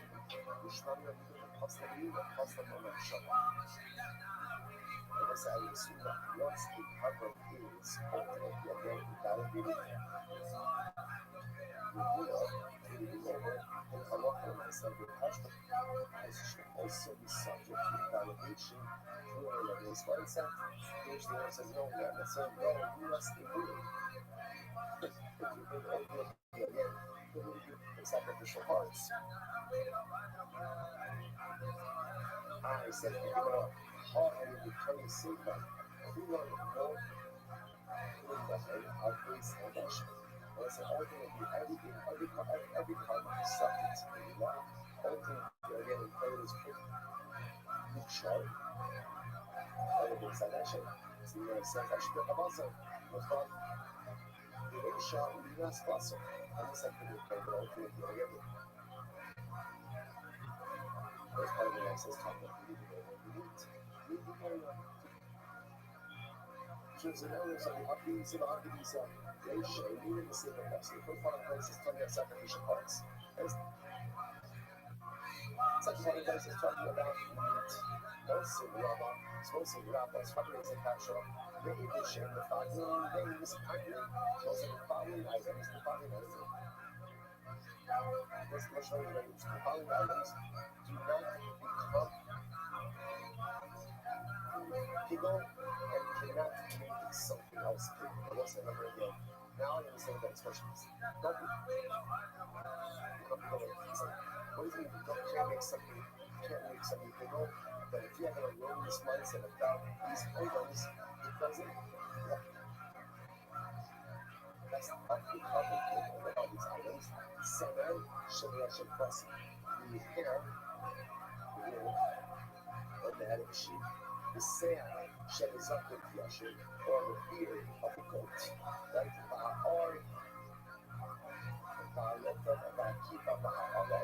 Or again, the hide, the gravy, the right, that's the kippah is the majority of the time.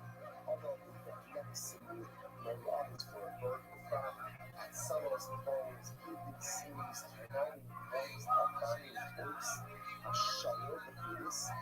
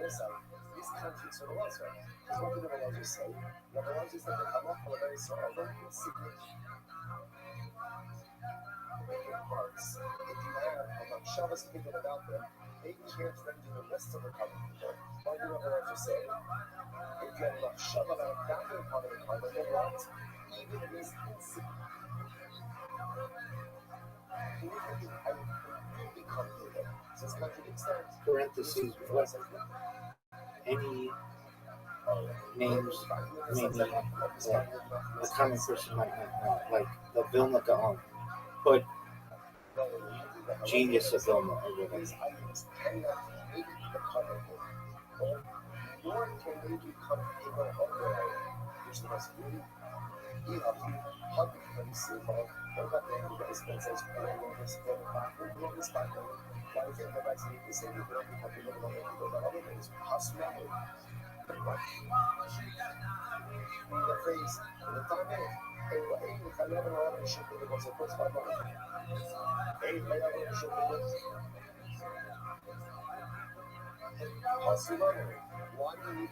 Please add Rabbi Jonathan Sachs and the former Sephardic rabbi of Israel, the chief guy,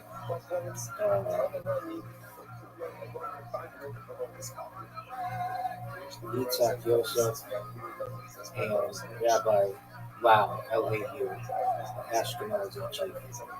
All those people.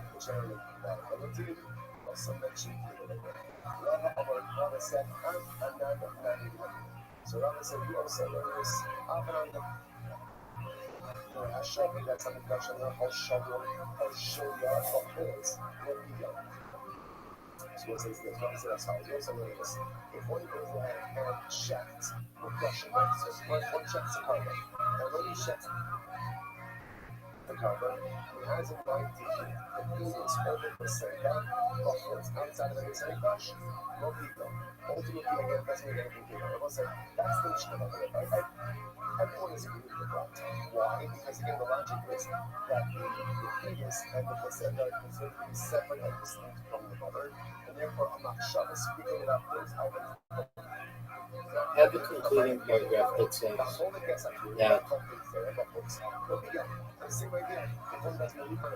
people could still be religious, they just have to have some humility to know that nothing can really be known. It's very Aristotelian. And also, this goes for science or philosophy or politics. No one can really absolutely know that they're right. And everything that is stated in this is actually an extremely orthodox Jewish take, because it's the idea that Hashem is unknowable. And for anyone to say that they know something about Hashem shows that they perhaps have too much confidence, because A very orthodox principle is that Hashem is unknowable.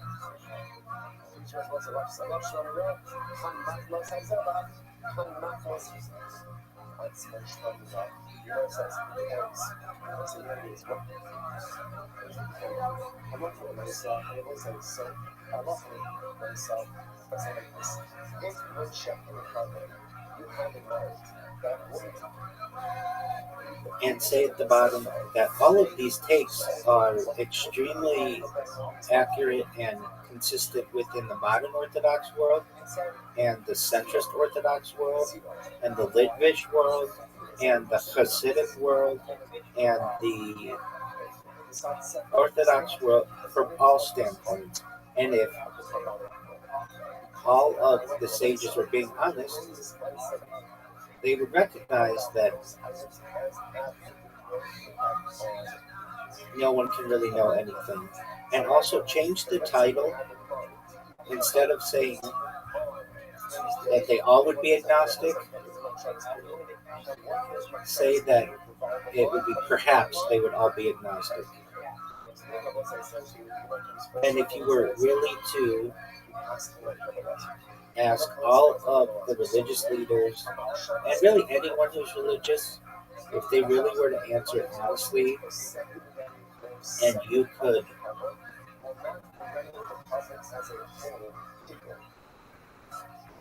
really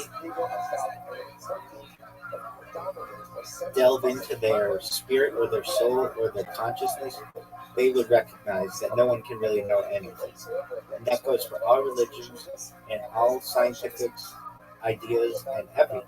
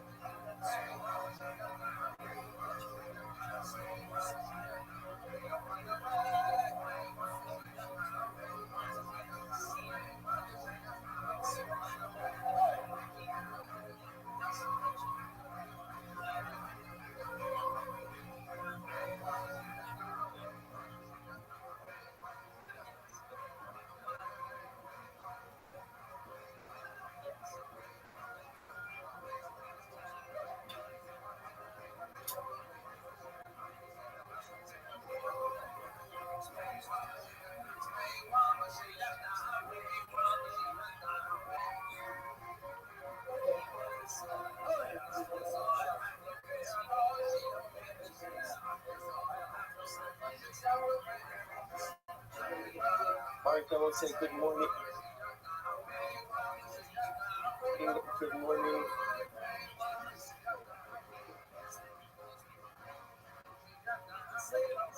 and include all of the rabbis of the major Hasidic dynasties, all of their first rabbis, and also don't refer to him as the Rabbi, refer to him as the Lubavitcher Rabbi.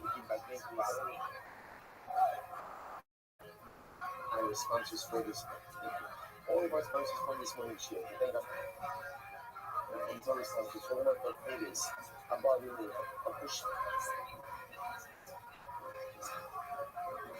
Die Schreiber, die Stress, aber der Vorstellung noch ein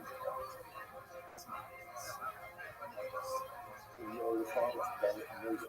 Und macht ihn eure Marketing damit.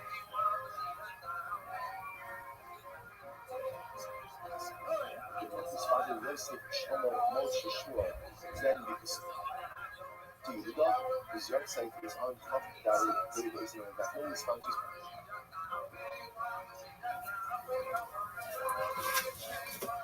For great elements to violence in memory of Sue's mother, Linda.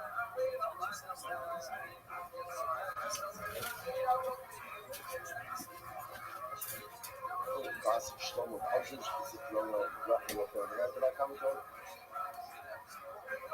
only the Shams having a weird mechanism from all those who were pushing. The whole following slow, and like the sponsorship is really the same. This one is almost too long on this one. That's also it's important to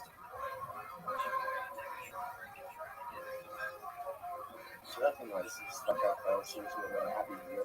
You know, like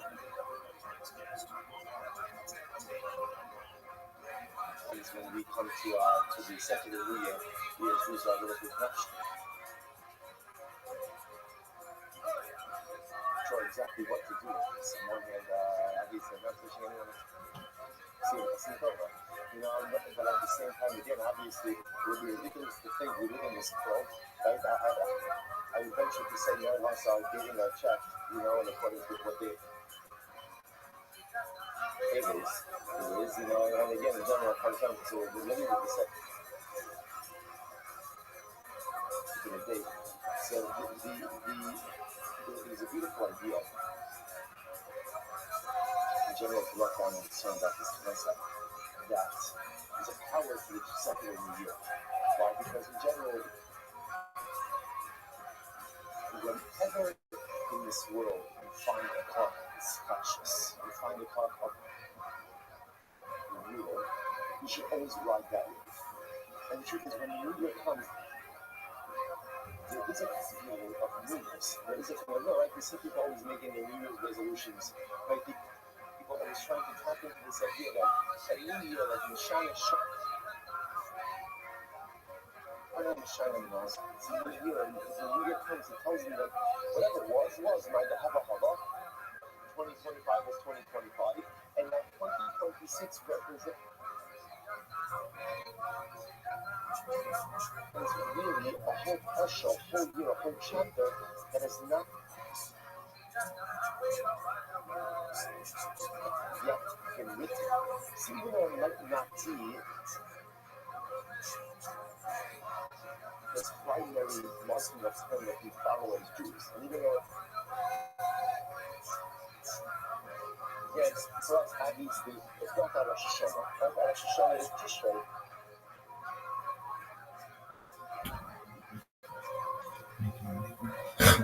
There is something exciting when there's a newness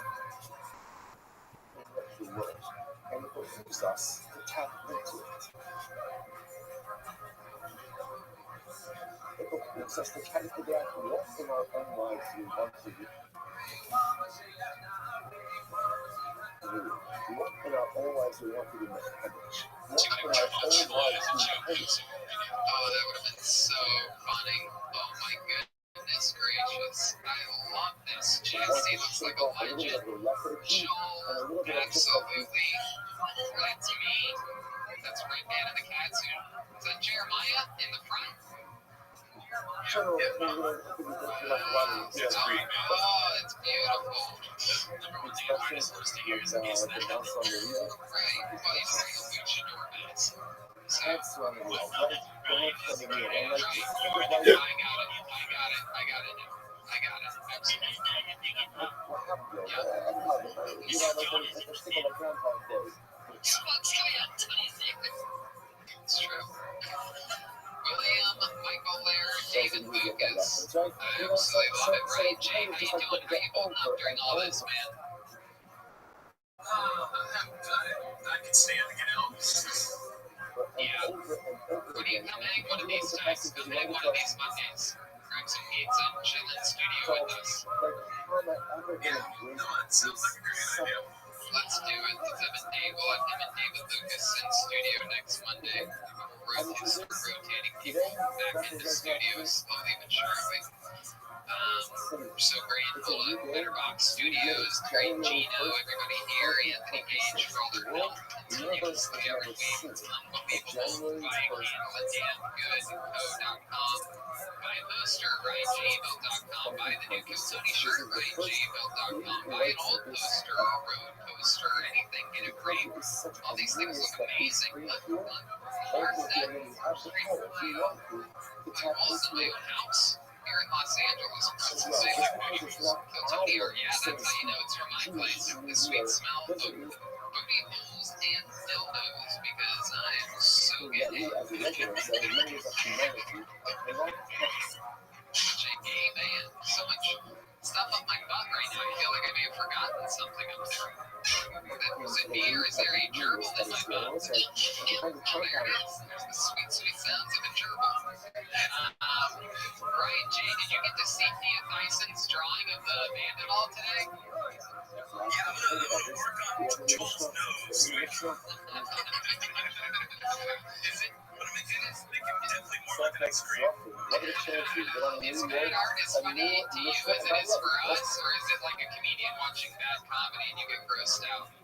All kidding aside, I really sure on the day on the As people are having fun doing it, they can do whatever they want to do. I like your style. We actually just got word. Gage has informed us that Thea Tyson, believe it or not, has sent in another drawing. Are we going live over there right now? Oh, look at this! Wow, she did that so fast. That is incredible. Please remove the bolding, and you don't have to say 18th and 19th centuries. Just say the early modern period or something like that. Don't break things into, like, say centuries. That thing is like that's like what is that Tower 2 on 9/11?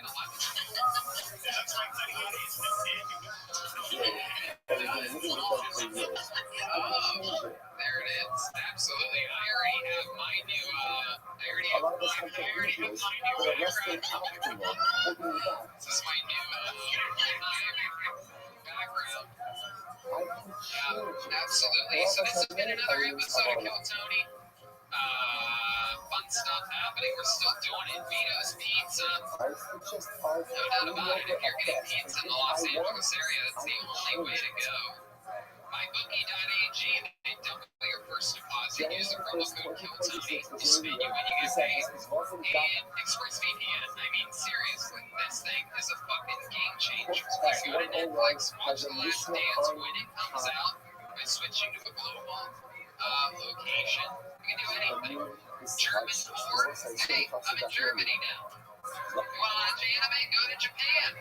Anything you're into. You'll be amazed when you look at the porn. There's some places, we have tougher laws than other countries. So you can go to some of these countries and see some very obvious stuff. Yeah, hello. Does that mean have a woman beating you so hard that she vomits profusely entertain you? ExpressVPN, switch everything to Germany. Spoiler alert, the switch goes to Germany for all the crazy stuff. Dates coming up, supposedly. Miami, Austin, Houston, San Fran, Sacramento, Tacoma, Washington, D.C., Salt Lake City. Supposedly these things are all happening. Supposedly the curve is flat. From the latest projections I've seen in June or July here in California. So things are moving along at a safe rate.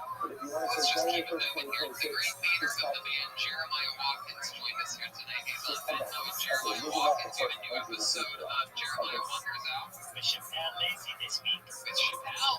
You know, that's all you need to know. He's got Chappelle on his show. Chappelle Lacey. Or maybe it's Dave. Who knows? I'm not even going to say who it might be, but it's Chappelle Lacey. Yes. Yeah, it's Chappelle. Jeremiah Watkins on Venmo, and I did this project that I just released on YouTube from Kiltonian, mostly Kiltonian, some other shows. It's 100 of my characters that I've collected from over the years. I put it all in one video on my YouTube, which I'm going to talk about. I've been watching you do that years. I've been watching you make a compilation of all the characters, and you know what's wild about that is that you've done so many of the characters multiple times. You know what I mean? There's all these memories from these characters from around the world, and so much fun. Such a great memory. I guess yeah, it's gonna be awesome. Joel Jimenez was here tonight, ladies and gentlemen. He was on fire almost the whole time. Julino, what's up? What else? Love you guys. Let's fucking keep it moving, stay positive. He's an official Ludwig artist. If you're into drums at all, you know the best brand in the world is Ludwig. And Joel is speaking for us. So Joel Dash Jimenez. He is on social media, mostly sorry. I lost a lot of followers. Make sure so you can follow me back. I promise not to come up with anyone, no? You think it was Kiltony fans that unfollowed you? So it was a couple people like, so I got multiple messages, and my body makes Kevin, he lost 401 hours, and I ended up losing like several hundred over the span of a week because I left my picture up. You're nothing to lose. The great Jesse Johnson, of course, the amazing social worker, was here with us all night. An amazing job as always by you, the great Jesse Johnson. So I've only been a social worker for an hour, but it was really hard. So just shout out to everybody out there. Shout out to all the essential social workers out there. Jesse is, of course, at Jet Ski Johnson, all one word. Follow her on everything, Twitter, Instagram. Works Red Band. Check out my virtual reality show. It's virtual Red Bands on youtube.com/redband. 30 episodes already, and a lot of Kiltony fans, and we all just get together and we do Kiltony shit, like watching Kiltony right now. It's a lot of fun. And of course, we'll see been dead there. Guess what? TV. Thanks, guys. There you go. We did it again. That's a Ladies and drill. gentlemen, have a great day. See you next week. Now, this inside of the brush, you put it on your staff, you don't take it off. But a cover that was invalidated the outside of this, which essentially means was invalidated from the beginning. If you can purposely put it on your staff, you take it off.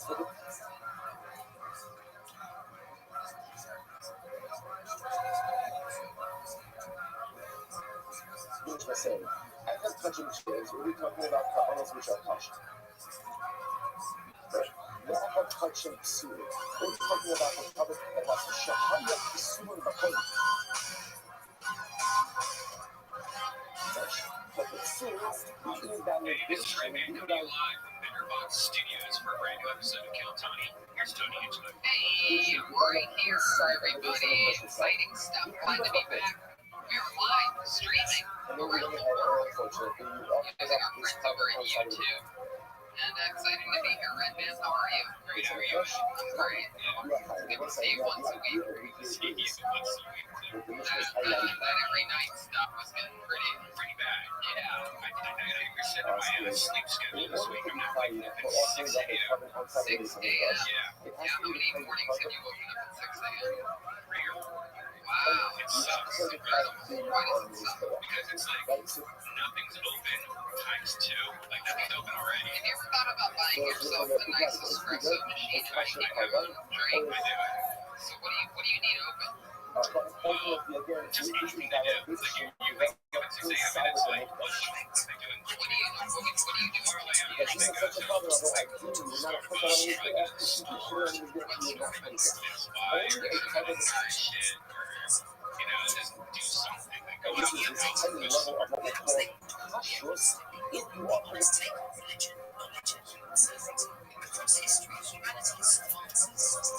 so that's outside of the base of mikdash, there is liability. But another guys, you know, again, when I knew that what's I told you about, what's offers up with desires of his own law and the evil.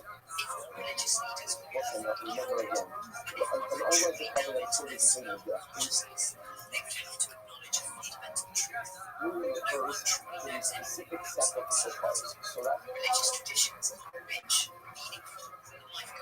showing things that we are watching, so something that is as follows. If you offer out half the desires of the Allah and a half the desires of the sacrificial parts, then if you have an entire desire, imagine that is equal.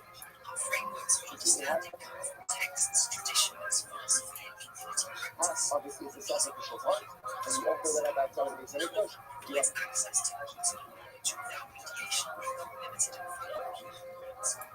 consider the major religions of the world. So there's two elements of this thing called it. Number one, you only have for all Jainism, Shinto, Taoism, Christianism, Baha'i, Confucianism, various indigenous the two values of abundant material outside of this. Leaders guide their followers. And the obvious definition of introducing is exactly guiding any claim to certainty of two different covenant materials. And this is overmeat and official part. From a Jewish perspective, this humility has deep roots and a long history. Ultimately, again, they combine to create liability. Foundational figures include Moses, Moshe Rabbi. Moses, our teacher, C13. Leadership shaped the foundation of Jewish revelation. And Hillel the Elder, C110 BC, 10C. In the Allah, you name the letters in the up. Certainly, when it comes to speaking of creation, not as a father. So it's speaking about the Allah student walking up amongst outside of this church.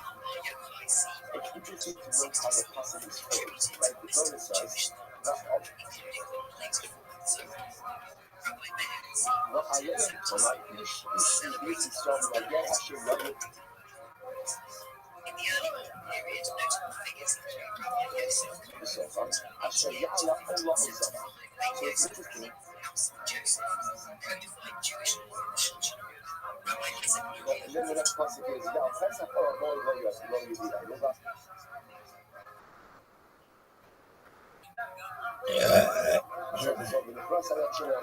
If you are Kavan Satan, what is it?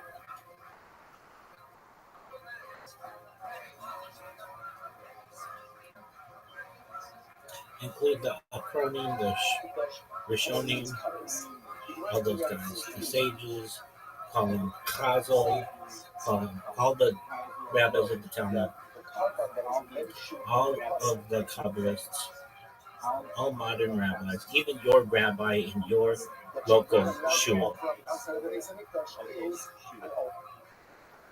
None of them know, and if they were really being honest, they would tell you that. And insert this information into this article, and also say, on the flip side, that anyone who says that these practices are false of any of the religions would also be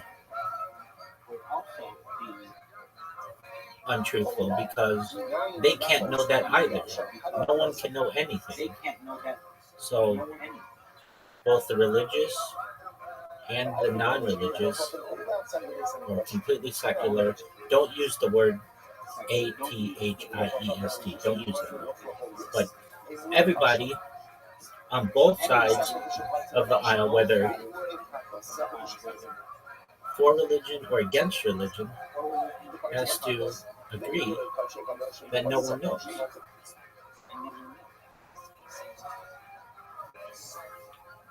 they were catching Harlem, or the sacrificial heart of catching Harlem. How do you know that there is liability? We're offering all these items up outside of the base of the question as well. Coming.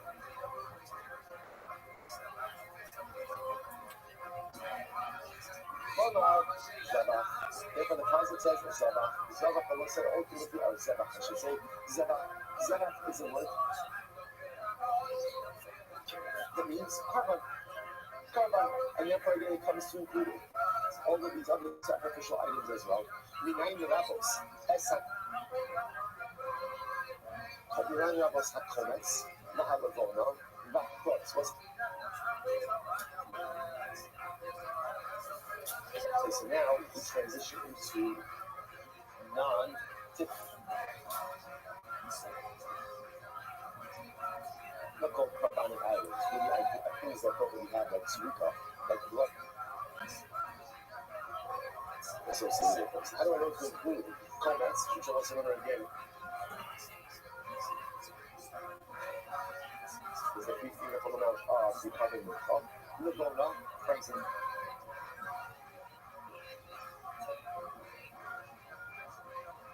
Says Kitolas.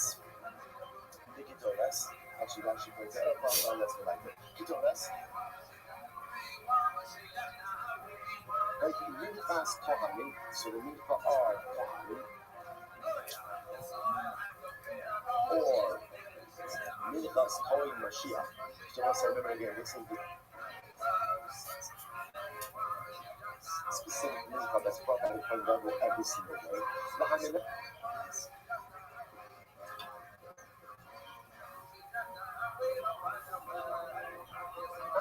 Shloshes Lugin Yayin, or a libation made up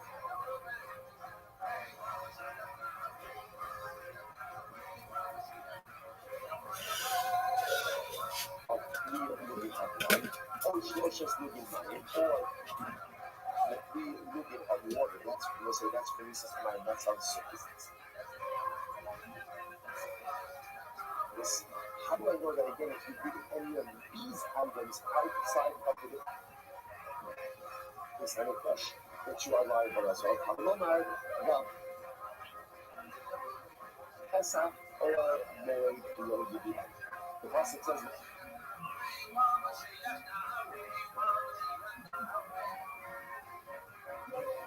what is their liability? If you do not bring it to the edge.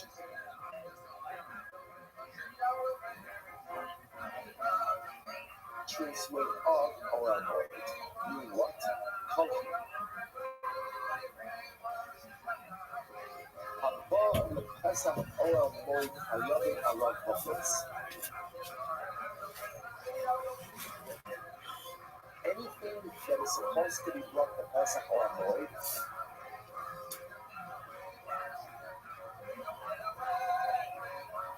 Anything that is supposed to be brought to the entrance for the days of the Mikdash.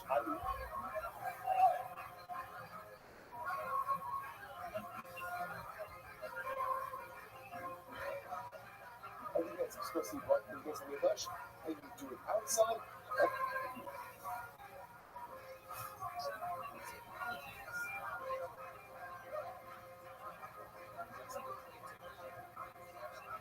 Ultimately, again, there's liability. So let's say this is that is very important. Sukkah. Because remember again, what the Sukkah indicate to me is if you brought an Ola outside, and remember again, also we speak about bringing, as we saw in previous Mishnah, so no, there's two levels of liability. There's liability for Shtuka outside, and there's liability for Allah, for offering, for sacrificing, for burning outside. So remember again, when the Gemara calls on, so let's explain what we just learned over here. The Gemara calls it the psukim, the concept not being able to bring a covenant outside of the Mikdash, that's an explicit concept in the Torah. The problem we have is the covenant that the Torah has explicitly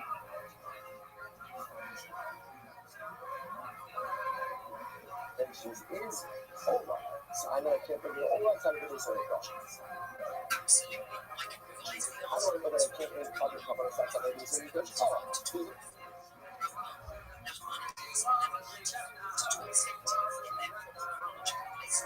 in other words, Zebach means an offering. What is offering?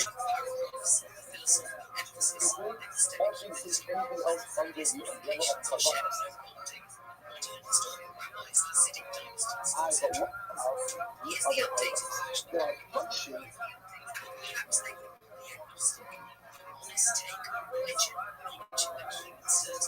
But not kavanas. Because Lavona,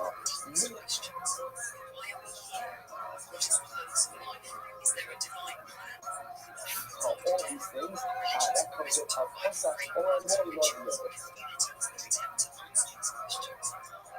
but ultimately, again, yes, what it tells me, anything that is supposed to be brought Pesach or more than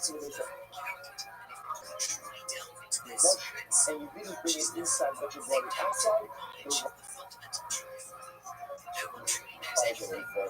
the entire sugya should have just like a leaf. The Lord says, the end of the touching sheep.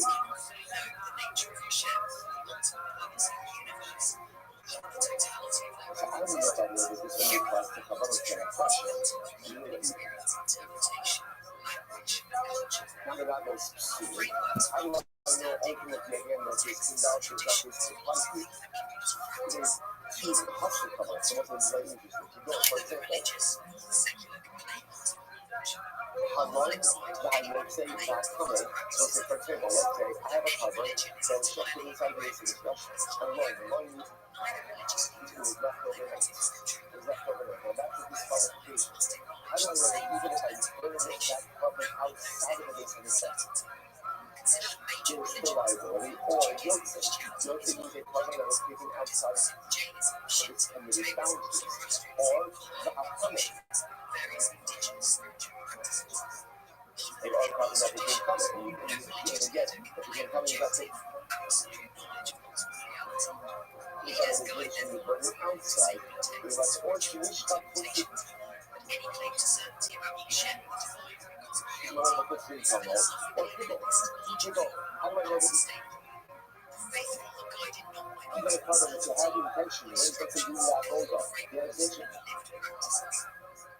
Outside of the permitted time, or outside of the permitted place, but even that type of cover is also usually down. So there's liability to burn it outside of the base of the vegetable.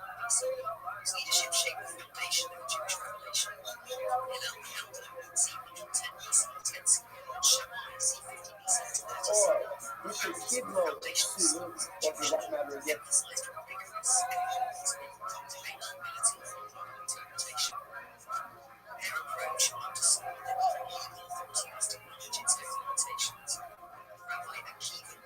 Let's say the avoda was done by someone who is possible.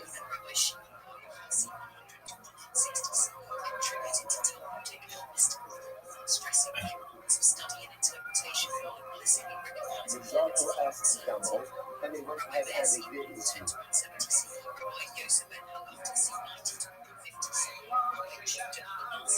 Or the honey from the mouth that she knows from the mouth, or just a thing. Like the sacrifice with the blood application is supposed to be.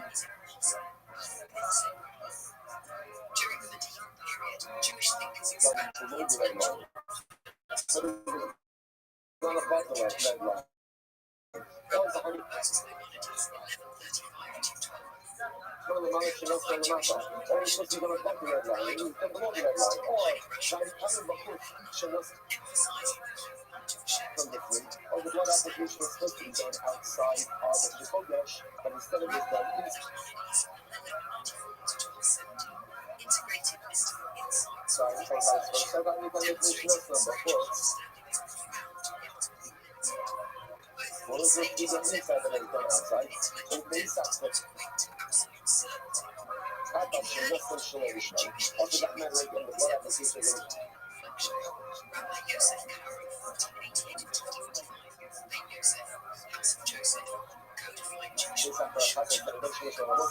this holiness represents covers that are in doubt. So now again, how do I know that even when so whenever these are facing red, the color's being red inside of it is really fresh. But something happened, one of these things happened as a result, the carbon is invalid. How do I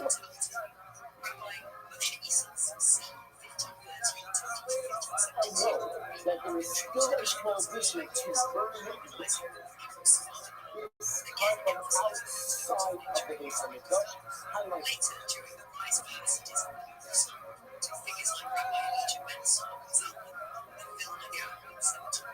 So the Gemara says, Abu Omar, no,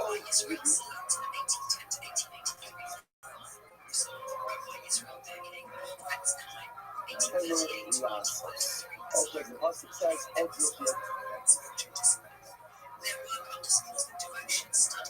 yes, you do not bring it to the base of Mikdash to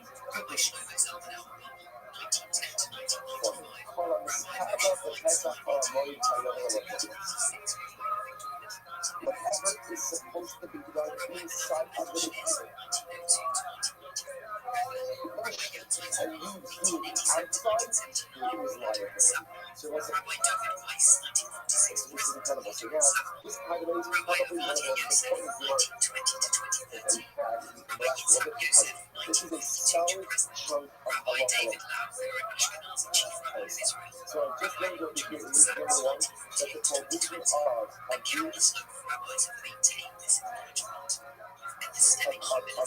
burning a problem, or even burning them, checking a desert, burning a problem outside of this, and it does.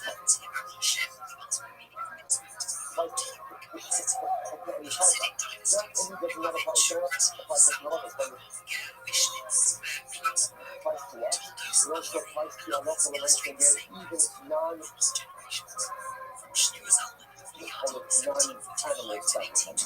Then it applies to all. Touching all types of sacrificial items. Number three, it even applies to diet. Spiritual leadership. So if you have a carbon that wasn't validated for some every dynasty reflects continuity. Whatever the you just saw all the list of reasons, right? Limits the human understanding. Nazarene's teachings, from a Christian perspective, similarly emphasize faith and trust, even so, engagement rather than epistemic certainty. Parables and dialogues invite trust and reflection without asserting complete understanding. Likewise, Islam, through the Quran and Hadith, provides guidance for ethical but does not blame the human beings for the imperfection. Hinduism's philosophical schools, Buddhism's mindfulness and impermanence practices, Sikhism's discipline and devotion, Jainism's ethical rigor, Shinto and Taoist rituals, Zoroastrian moral cosmological teachings, Baha'i spiritual frameworks, Confucian ethical guidance, and indigenous practices operate similarly. Leaders provide paths for engagement, not claims of absolute certainty. In all cases, the acknowledgement that Hashem ultimate truth is unknown is central to intellectual honesty. This humility extends beyond religion. Scientific theories of provision are constantly revised and refined based on observation, data, and experimentation. Philosophical systems debate morality, existence, and consciousness across centuries. Political systems evolve, ideological claims shift, and social structures change over time. To claim absolute certainty in any of these domains is to overreach curiosity. The human mind is limited in perspective, historical context, and scope. Intellectual honesty demands humility across all fields. Faith, therefore, is not weakened by recognition of uncertainty. On the contrary, it is strengthened. Faith demands a conscious engagement with tradition, ethical and spiritual commitment, rather than a claim to ultimate knowledge. Prayer, ritual, study, and ethical action are meaningful precisely because they are acts of engagement with reality meant to be known. Humility in acknowledging what we cannot know allows us to respect our life, reality, and the human experience. The lived traditions, ethical codes, and spiritual frameworks that guide human life, but they do so without claiming to unlock ultimate cosmic truth. Ultimately, the message is clear, given all religious leaders. Sages, philosophers, scientists, and holistically-minded thinkers of the theist, they would admit the limits of certainty. This is not nihilism, it is rigorous intellectual and spiritual honesty. In the Jewish tradition, particularly after centuries of orthodox Sephardic Ashkenazi Hasidic worlds, this is a fundamental principle. Hashem is infinite, transcendent, unknown, no pre-existence. Any human assertion of complete understanding risks confidence. Humility is the appropriate response of the sincere seeker. People can remain deeply religious and committed to their traditions and this must be coupled with humility. No one truly knows anything for certain. This stance encourages ethical responsibility, reflection, and cultivation of awe toward Hashem and the cosmos. Anyone, regardless of their background, religious, secular, scientific, or philosophical, must acknowledge that all human knowledge is ultimately provisional. All of these takes are consistent across the modern Orthodox world, the centuries-old Orthodox world, the Sephardic world, the Ashkenazi world, and the Hasidic world. If all the sages, rabbis, and religious authors were completely honest, they would acknowledge that no one can truly know anything with certainty. This principle is universal, applying purely across religions, scientific theories, philosophical systems, and political ideologies. Any claim to absolute certainty about ultimate reality is beyond human knowledge. The practical takeaway is clear. If anyone tells you they know for sure, whether regarding Hashem, purpose of existence, or the ultimate interpretation of Scripture, do not accept it uncritically. True understanding, whether in religion, philosophy, or science, begins with the acknowledgement that no one knows everything with absolute certainty. We live within frameworks, traditions, and systems of belief that guide the ultimate outcome. We must always recognize the limits of human knowledge. By living with this awareness, we honor both the tradition we inherit and the mysteries that remain. Faith becomes a dialogue rather than a declaration. Ethics become an exercise in reflection rather than rigid compliance. Life becomes a pursuit of wisdom and engagement rather than the acquisition of absolute certainty. This recognition, human understanding, religious practice, and philosophical inquiry converge in a shared acknowledgement of our inherent limitations and humility as beings. This expanded article has over 2,000 words, devoted to major rabbis, Hasidic dynasties, and modern leaders, and emphasizes epistemic humility. It reflects an extremely orthodox Jewish perspective consistent across centuries and communities. If you want, I can also create a final, polished, media-ready 2,000-plus word version with a smooth flow, formatted for easy reading online while keeping the rabbi names, dynasties, and philosophical content. How about the Rabbi talked about other religions? Do you think he would approve of spelling out the letters so that the reader knows what it is, but it doesn't really recognize them? That's kind of an Orthodox Jewish thing. And also for Jonathan Sachs, do you think he would approve of putting a hyphen in between the L and the R in his title? When I talk about the Rebbe, I mean the Lubavitcher Rebbe. Do you think that it was done in the previous article in a tasteful way for Chabad?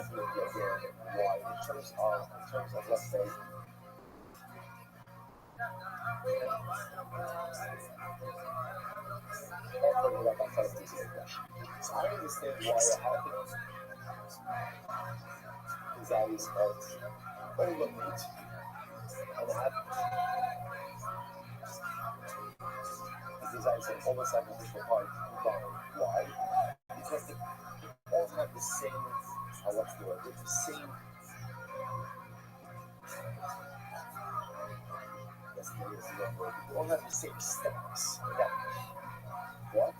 They all only consumed under this man, right?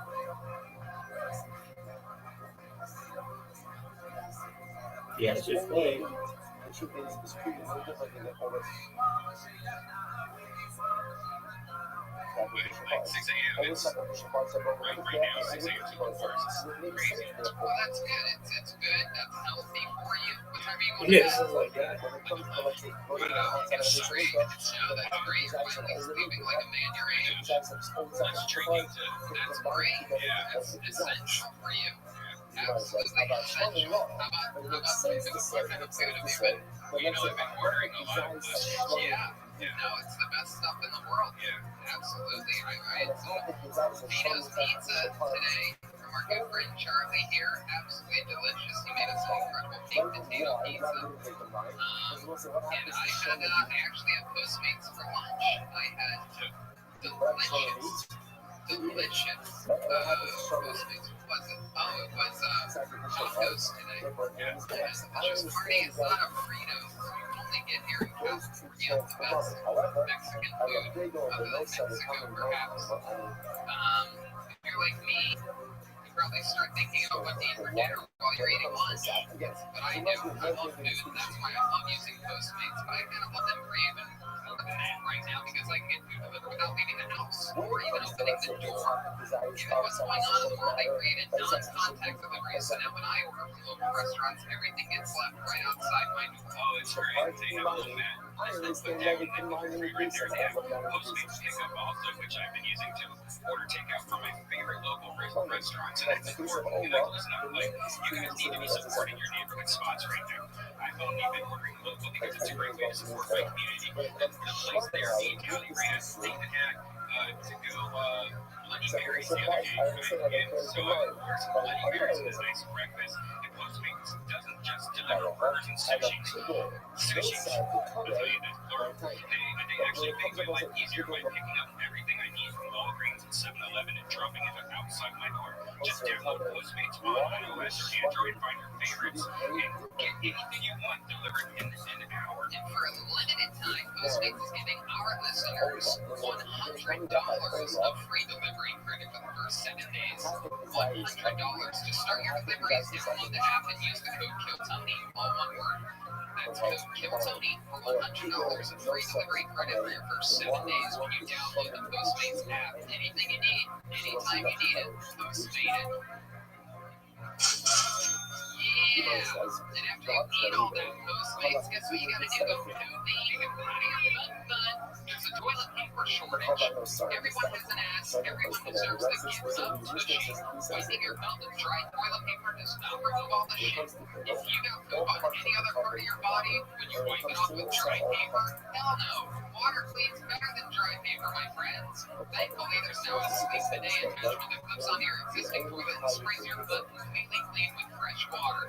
It's called Tushy, and it's the best thing you can do for your butt. Tushy sprays directly to your ass and removes the poop completely, so you aren't sitting on bacteria that leads to nasty things like hemorrhoids, yeast infections, UTIs, itchy assholes, and skid marks. Using skid marks makes me happy, and bidets make me happy because they're common in the rest of the world. You know, when I went to Japan, every place had public restrooms. A bidet saves you money on toilet paper. You still use a little toilet paper to pat dry, but that amount is just so small. It's like one little square. It won't clog your toilets. Tushy sprays your ass with fresh water. It's not toilet water. Tushy connects to the water supply right behind your toilet to spray your dirty parts clean with fresh water. It's the same water you brush your teeth with.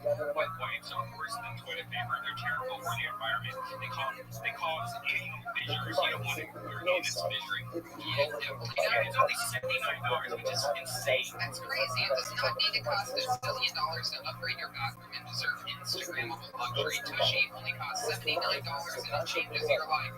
I know it changed mine. My bathroom is a modern-day self-care oasis. Go to hellotushy.com/KillTony. Get 10% off your order. One more time. That's hellotushy.com/KillTony. Get 10% off your order. So excited to be back here. So excited. You know, these episodes, wow, completely different than being home in the comedy store in front of a sold-out room of 500 people. You know, some of my favorite comedians being guests, sitting in the back, sneaking in, sneaking on the show, coming on with their balls out or their butt out. You know, Ron White walking in with a bottle of tequila.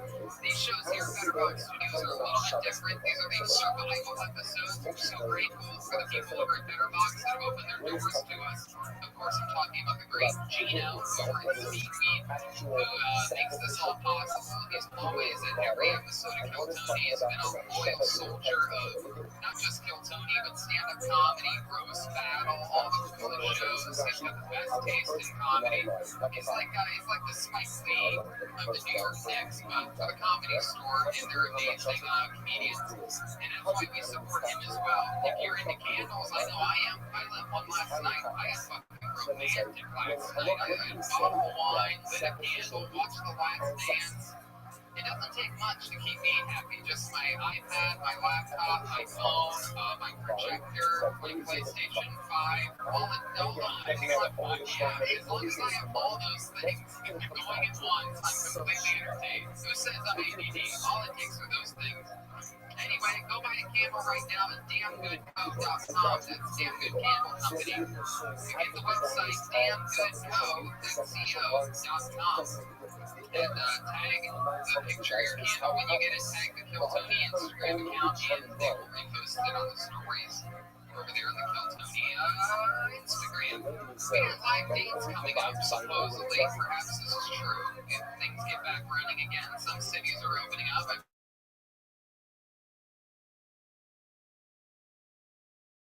San Francisco, Bakersfield, Tacoma, and other ones. They're all being announced. They're all being signed and done as the days go on. Everything's being added. And as for this show, if you've submitted before, we get a lot of questions on social media that the past has been about how to submit, or do you need to resubmit? The answer is yes. Resubmit, ladies and gentlemen. Our producers can only watch so many videos per week. And as of right now, we're not doing any repeats other than the regulars that are on the show. So resubmit. KillTonyQuarantine@gmail.com. If you've submitted a video before, submit one more time. Submit before Mondays. Keep it there. Make sure your video is watchable. 1 to 2 minute. Yep. All there. So yeah, let's go. Let's do it, right? Am I missing anything? No. Ryan J. Ebelt's drawing tonight's episode. He draws every single episode of the show. Prints are available at RyanJEbelt.com. That's where we wrote a poster, the brand new Kill Tony t-shirt that's a poster on a t-shirt, and a bunch of other fun things. RyanJEbelt.com. He's the house artist. He draws every episode, including Kill Tony the book. So why not do that? We have a band on the show. Let's get them out here. Every single episode they commit to meet different characters. We never know what they're going to be. They've been getting ready in another room. And so let's all find out what they are this week together. In fact, they didn't give me a song this week. They forgot. Oh, I'm just going to guess. Oh, well, here we go. Ladies and gentlemen, I present to you the best stand band in the land, the Kill Tony Band. Jeremiah Watkins, Joel Jimenez, and Jet Ski, Jesse Johnson. Here we go. Oh. Oh, wow. Heroes. Heroes, everyone. How exciting. We have first responders here. Human organ for transplant lunchbox. There you go. There's an extra hat. There you go. Absolutely. Hello, first responders. How are you? Good. What's your name? What is it? Al Boy. Okay. Hi, Al. How have things been going for you with this corona pandemic? Yeah, what's been happening? Oh, okay. You have a little bit of a speech impediment. Actually, I don't think I do. Okie dokie. Next to you, I have a beautiful young lady. What's your name? Hi, my name is Beth. Sorry, I'm married to my job. And it's an emergency medical technician? Yes, sir. What exactly do you do? Anything as paramedic is like doesn't run in. We're kind of like clean up the mess and kind of the real paramedic. Okay. Cool. And the other thing back here, we have here for wow. Well, that's not annoying at all. Clearly back here we have what appears to be a bronze trophy of some kind that has come to life. What's your name? Jim, ROTHSCHILD. Because Can you repeat exactly what you sacrificial Sorry, body you had a bit of video. I read on that. This guy all day. It's hard to not think of this. soon the sacrificial body so from conception of the Lord, everything combines, show us the Nothing Lord, better than for the ultimately for the few first responders that probably love this show and are listening live right now to be represented for the first time as people that can't speak clearly for some reason. It's a very common problem. Really, amongst first responders. Fascinating. That's good. All right. Well, No solo touches. I certainly hope not. It looks like you get mouth to mouth to a chocolate bar or something. All right, so we have Hal, we have Beth, and we have Jim. Jim, we came up with Jim. All right. Exciting stuff. First responders, no better time to have real heroes on the show than now during this pandemic in which they're doing so much for people. So let's just jump right into it. Comedians send in, people send in 60 seconds of what they believe to be stand-up comedy like material. And, what's going on? What did I miss? Yeah, it's not really. It's hard to convince some of you see their closets and laundry in the background and pretend like people are comedians. But some of them have done comedy, some of them haven't, and we sort of just get an idea of who they are. They don't really talk about their jokes. They don't really sort of just graze over who they are as human beings. A word summary of the show. These episodes, yes. If I was talking about the obviously the live show and the live audience where it's all about stand-up comedy, yeah, that'd be different.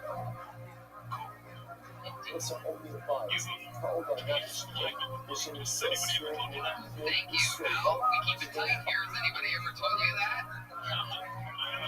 So let's just jump right into the show. Let's do it. The first comedian, here we go. Tonight goes by the name of Blind Andy. Well, here we go. It's Blind Andy.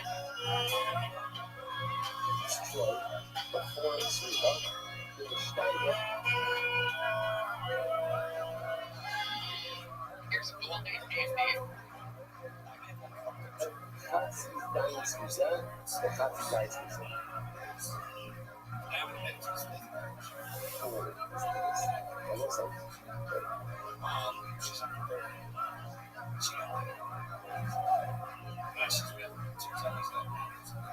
In order for such a very simple, in order for value, the trusting power designs of sacrificial power and effort. Let's get it. Is we check for the comments, give it up, but of course, people still know to cover what as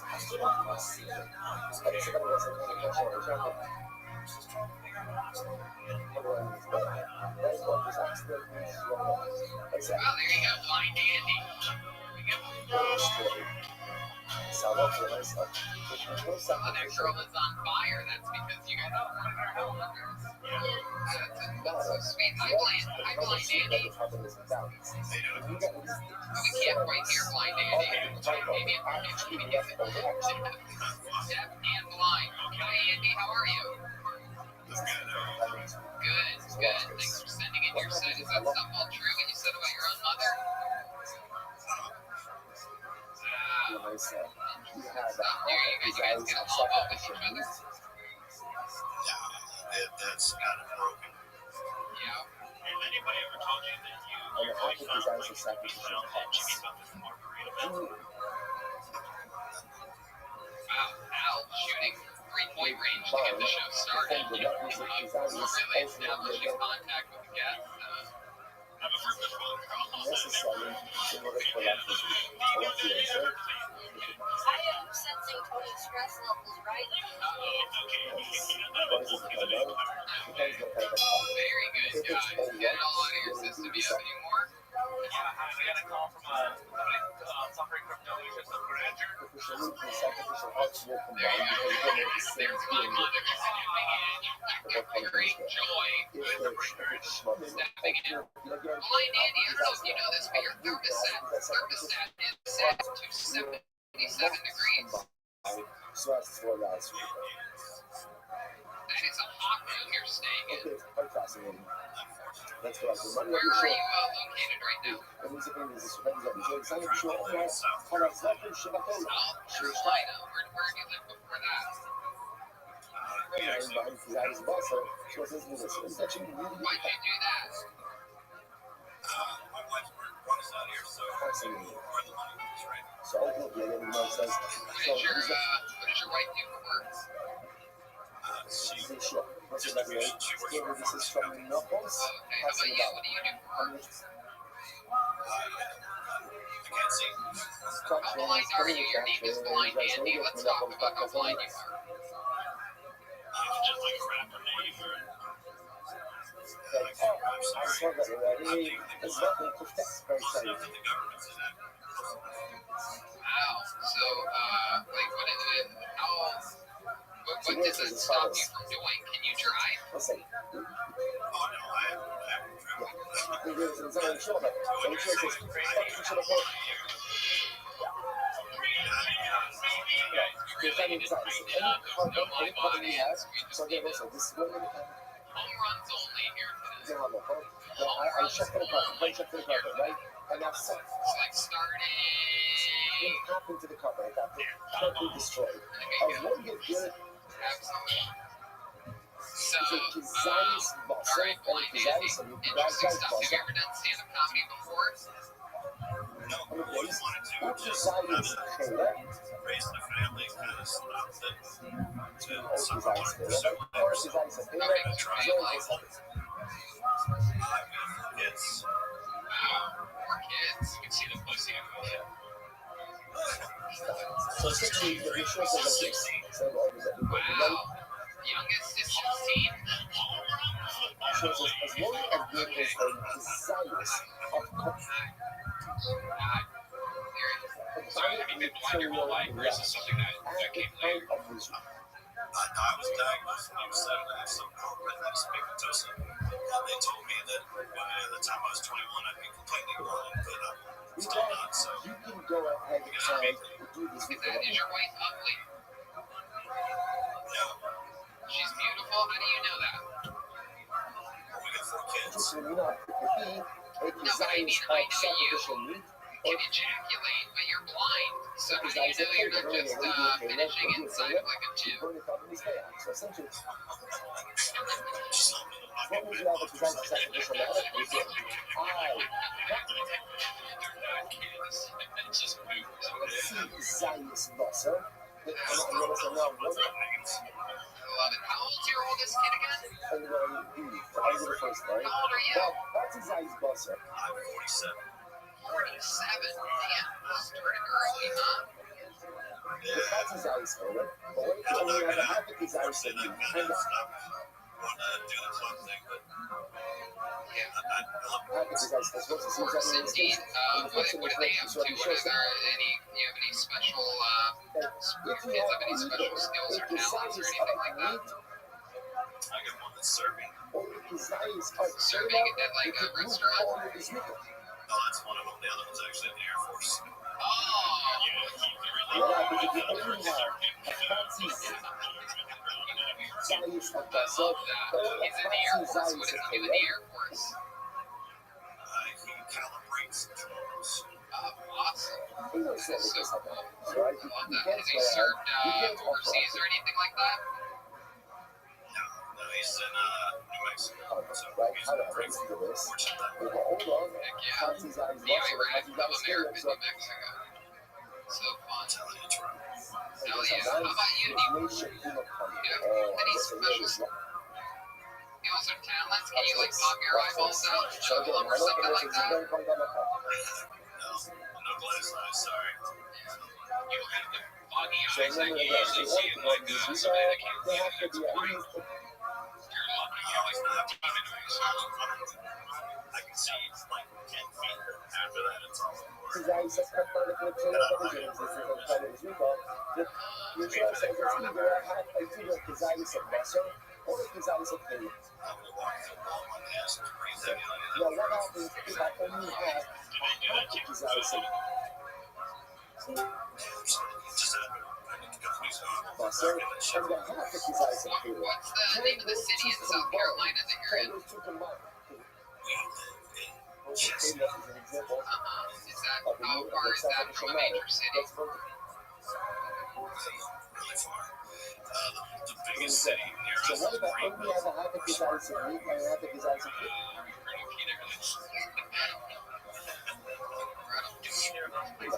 Can those two combine to form the requisite So you're out there in the shield middle of nowhere. You see a lot of you see any racism ever out there, or do you just turn a blind eye to it?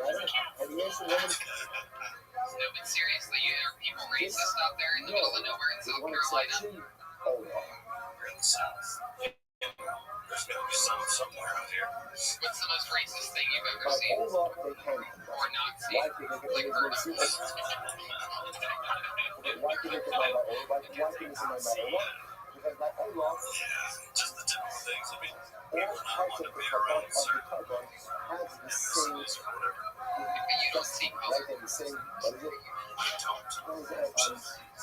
When you took that pod, I thought you were going to insert a racial slur right there and then just go for it. So you didn't, I appreciate that. and Blind Andy, stop, man. So, when's the last time you talked with your mom? sounds very ominous right It's been a long time. It's funny because when we moved over here, we actually moved her 6 miles away. you do the same thing with all parts of the Oh, my goodness. 6 miles away. Part of the reason we moved was to help them out. And then we got out. After we got the moved, I'm going to down look at the this hill. section a little bit. Yeah, So, absolutely. They do. Well, you're a real American, Blind Andy, and we thank you for submitting. We thank you for your gentleness, fun stuff, and next time we're out in the South making trips, come see a show live. Yeah, Blind Andy, ladies and gentlemen, thank you, Blind Andy. He's on Instagram at Blind Funny. everything is burnt because everything is burnt. Blind Andy. Getting the show started. Do you have a tinier saxophone? You have like 3 sizes smaller than that, but meanwhile you waited until we were in one small room, bust out the most massive instrument. Just before we go on. Yeah, Just before we go on. That's why, again, let's go full circle. How do you get it all this to so you just make noises to help you. You have absolutely no idea. No idea. Anyway, we have another submission. Let's just jump right into it. The next person's name is Ruben Aikentil. Here we go. She just took towards the circle. Where he's not this is remember the last line in the Mishnah. I'm going to do the three. What was the last line in the Mishnah? Remember, order to be high. Now, everyone, here it is. Outside of the base of the brush. How much provide we take?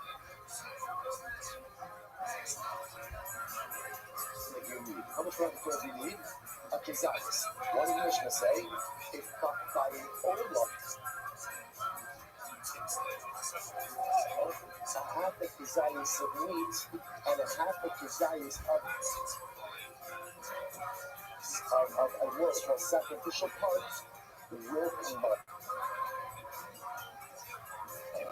And this is now also so it's the same thing.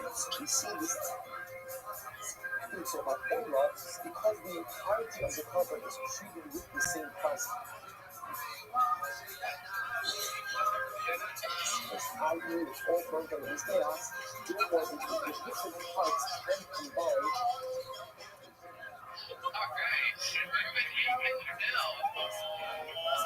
The focus here is on. So therefore, Arabic is also sacrificial meat. The Arabic is sacrificial parts of all its Good, man. You in Australia? Or should it? your head popping up on the outside. That's right. Sometimes you don't really Just know what it says. from dumb Americans. Rock on the mic. So, if let's say again, you open up a contact, Okay. and Well, there you go. unfortunately You again, end up in London.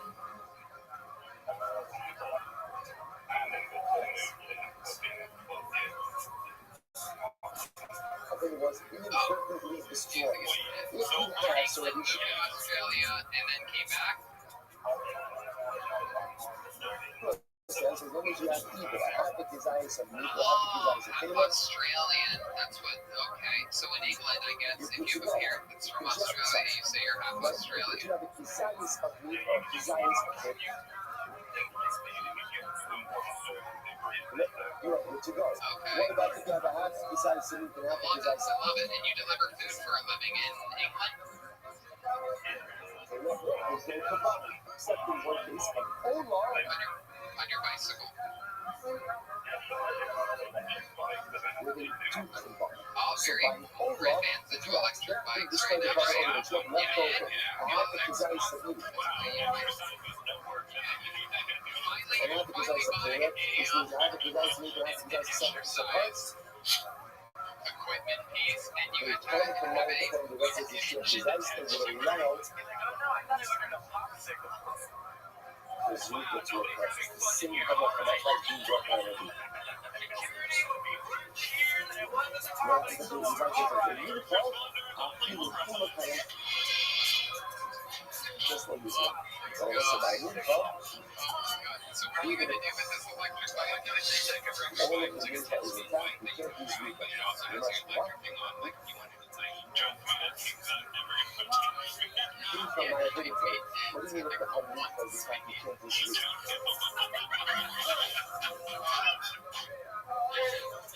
That's exciting, right? But We're also, excited look for how you. robust they are. Which is,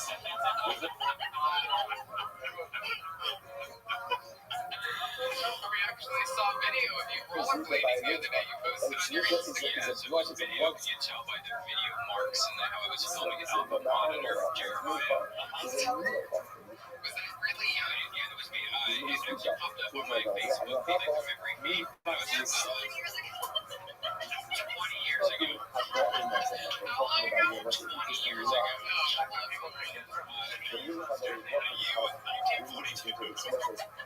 The fast cab rollerblades. All right. You took us off on a fun tangent there, Ruben. So deliver food. I love that. Did you say you like Theo Von? He didn't get coronavirus. Is that what I heard? Let's say get the covenant animals. So was inadvertently destroyed Oh at the no, we start. see that. But the new part is still intact. Because the presence of the That's it. That's the half Australian part. You're English in the front, new Australian in the part back. allow you to continue with this regard. And yes, I love it, man. Do they have different to that names is for no. both in England Here's and what you gotta Australia? know. The presence of the new part, there's not a lot of this to continue in order for people to occur, there must be a desires of actual sacrificial So are you currently in You might have tactics for me right now. now? Well, we've got company.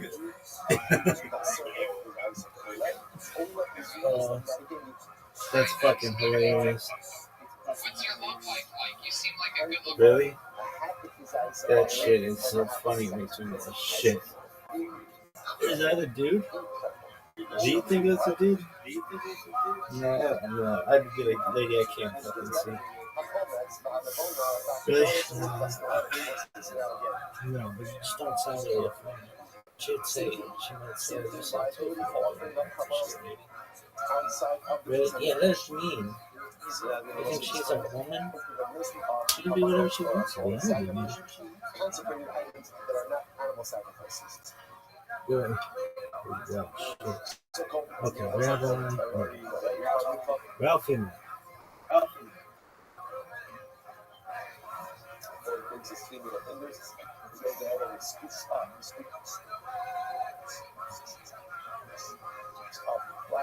oil. I want this to do shaves off the side. I got so much shit in my eye. The offer is that amount and it's bad, and in general, as long as it's not the meat of the curry, the rest of the meat is consumed by the fly. So it's coconut. Coconut is the third thing says ketoras.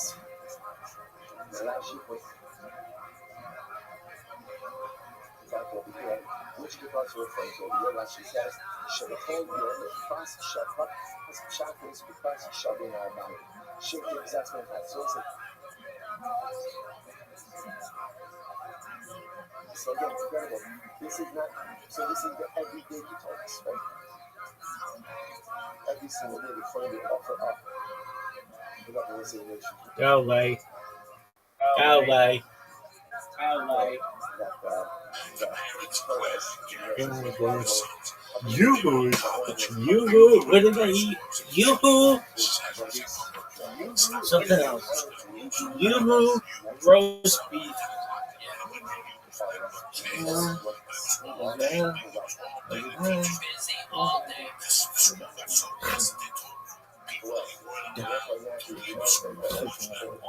Thin lettuce. All the food distribution in New Jersey is handled by a lot of people you don't want no fucking problems with. You know what I mean? All right, so people say it ain't the goddamn food. All right, it's got to be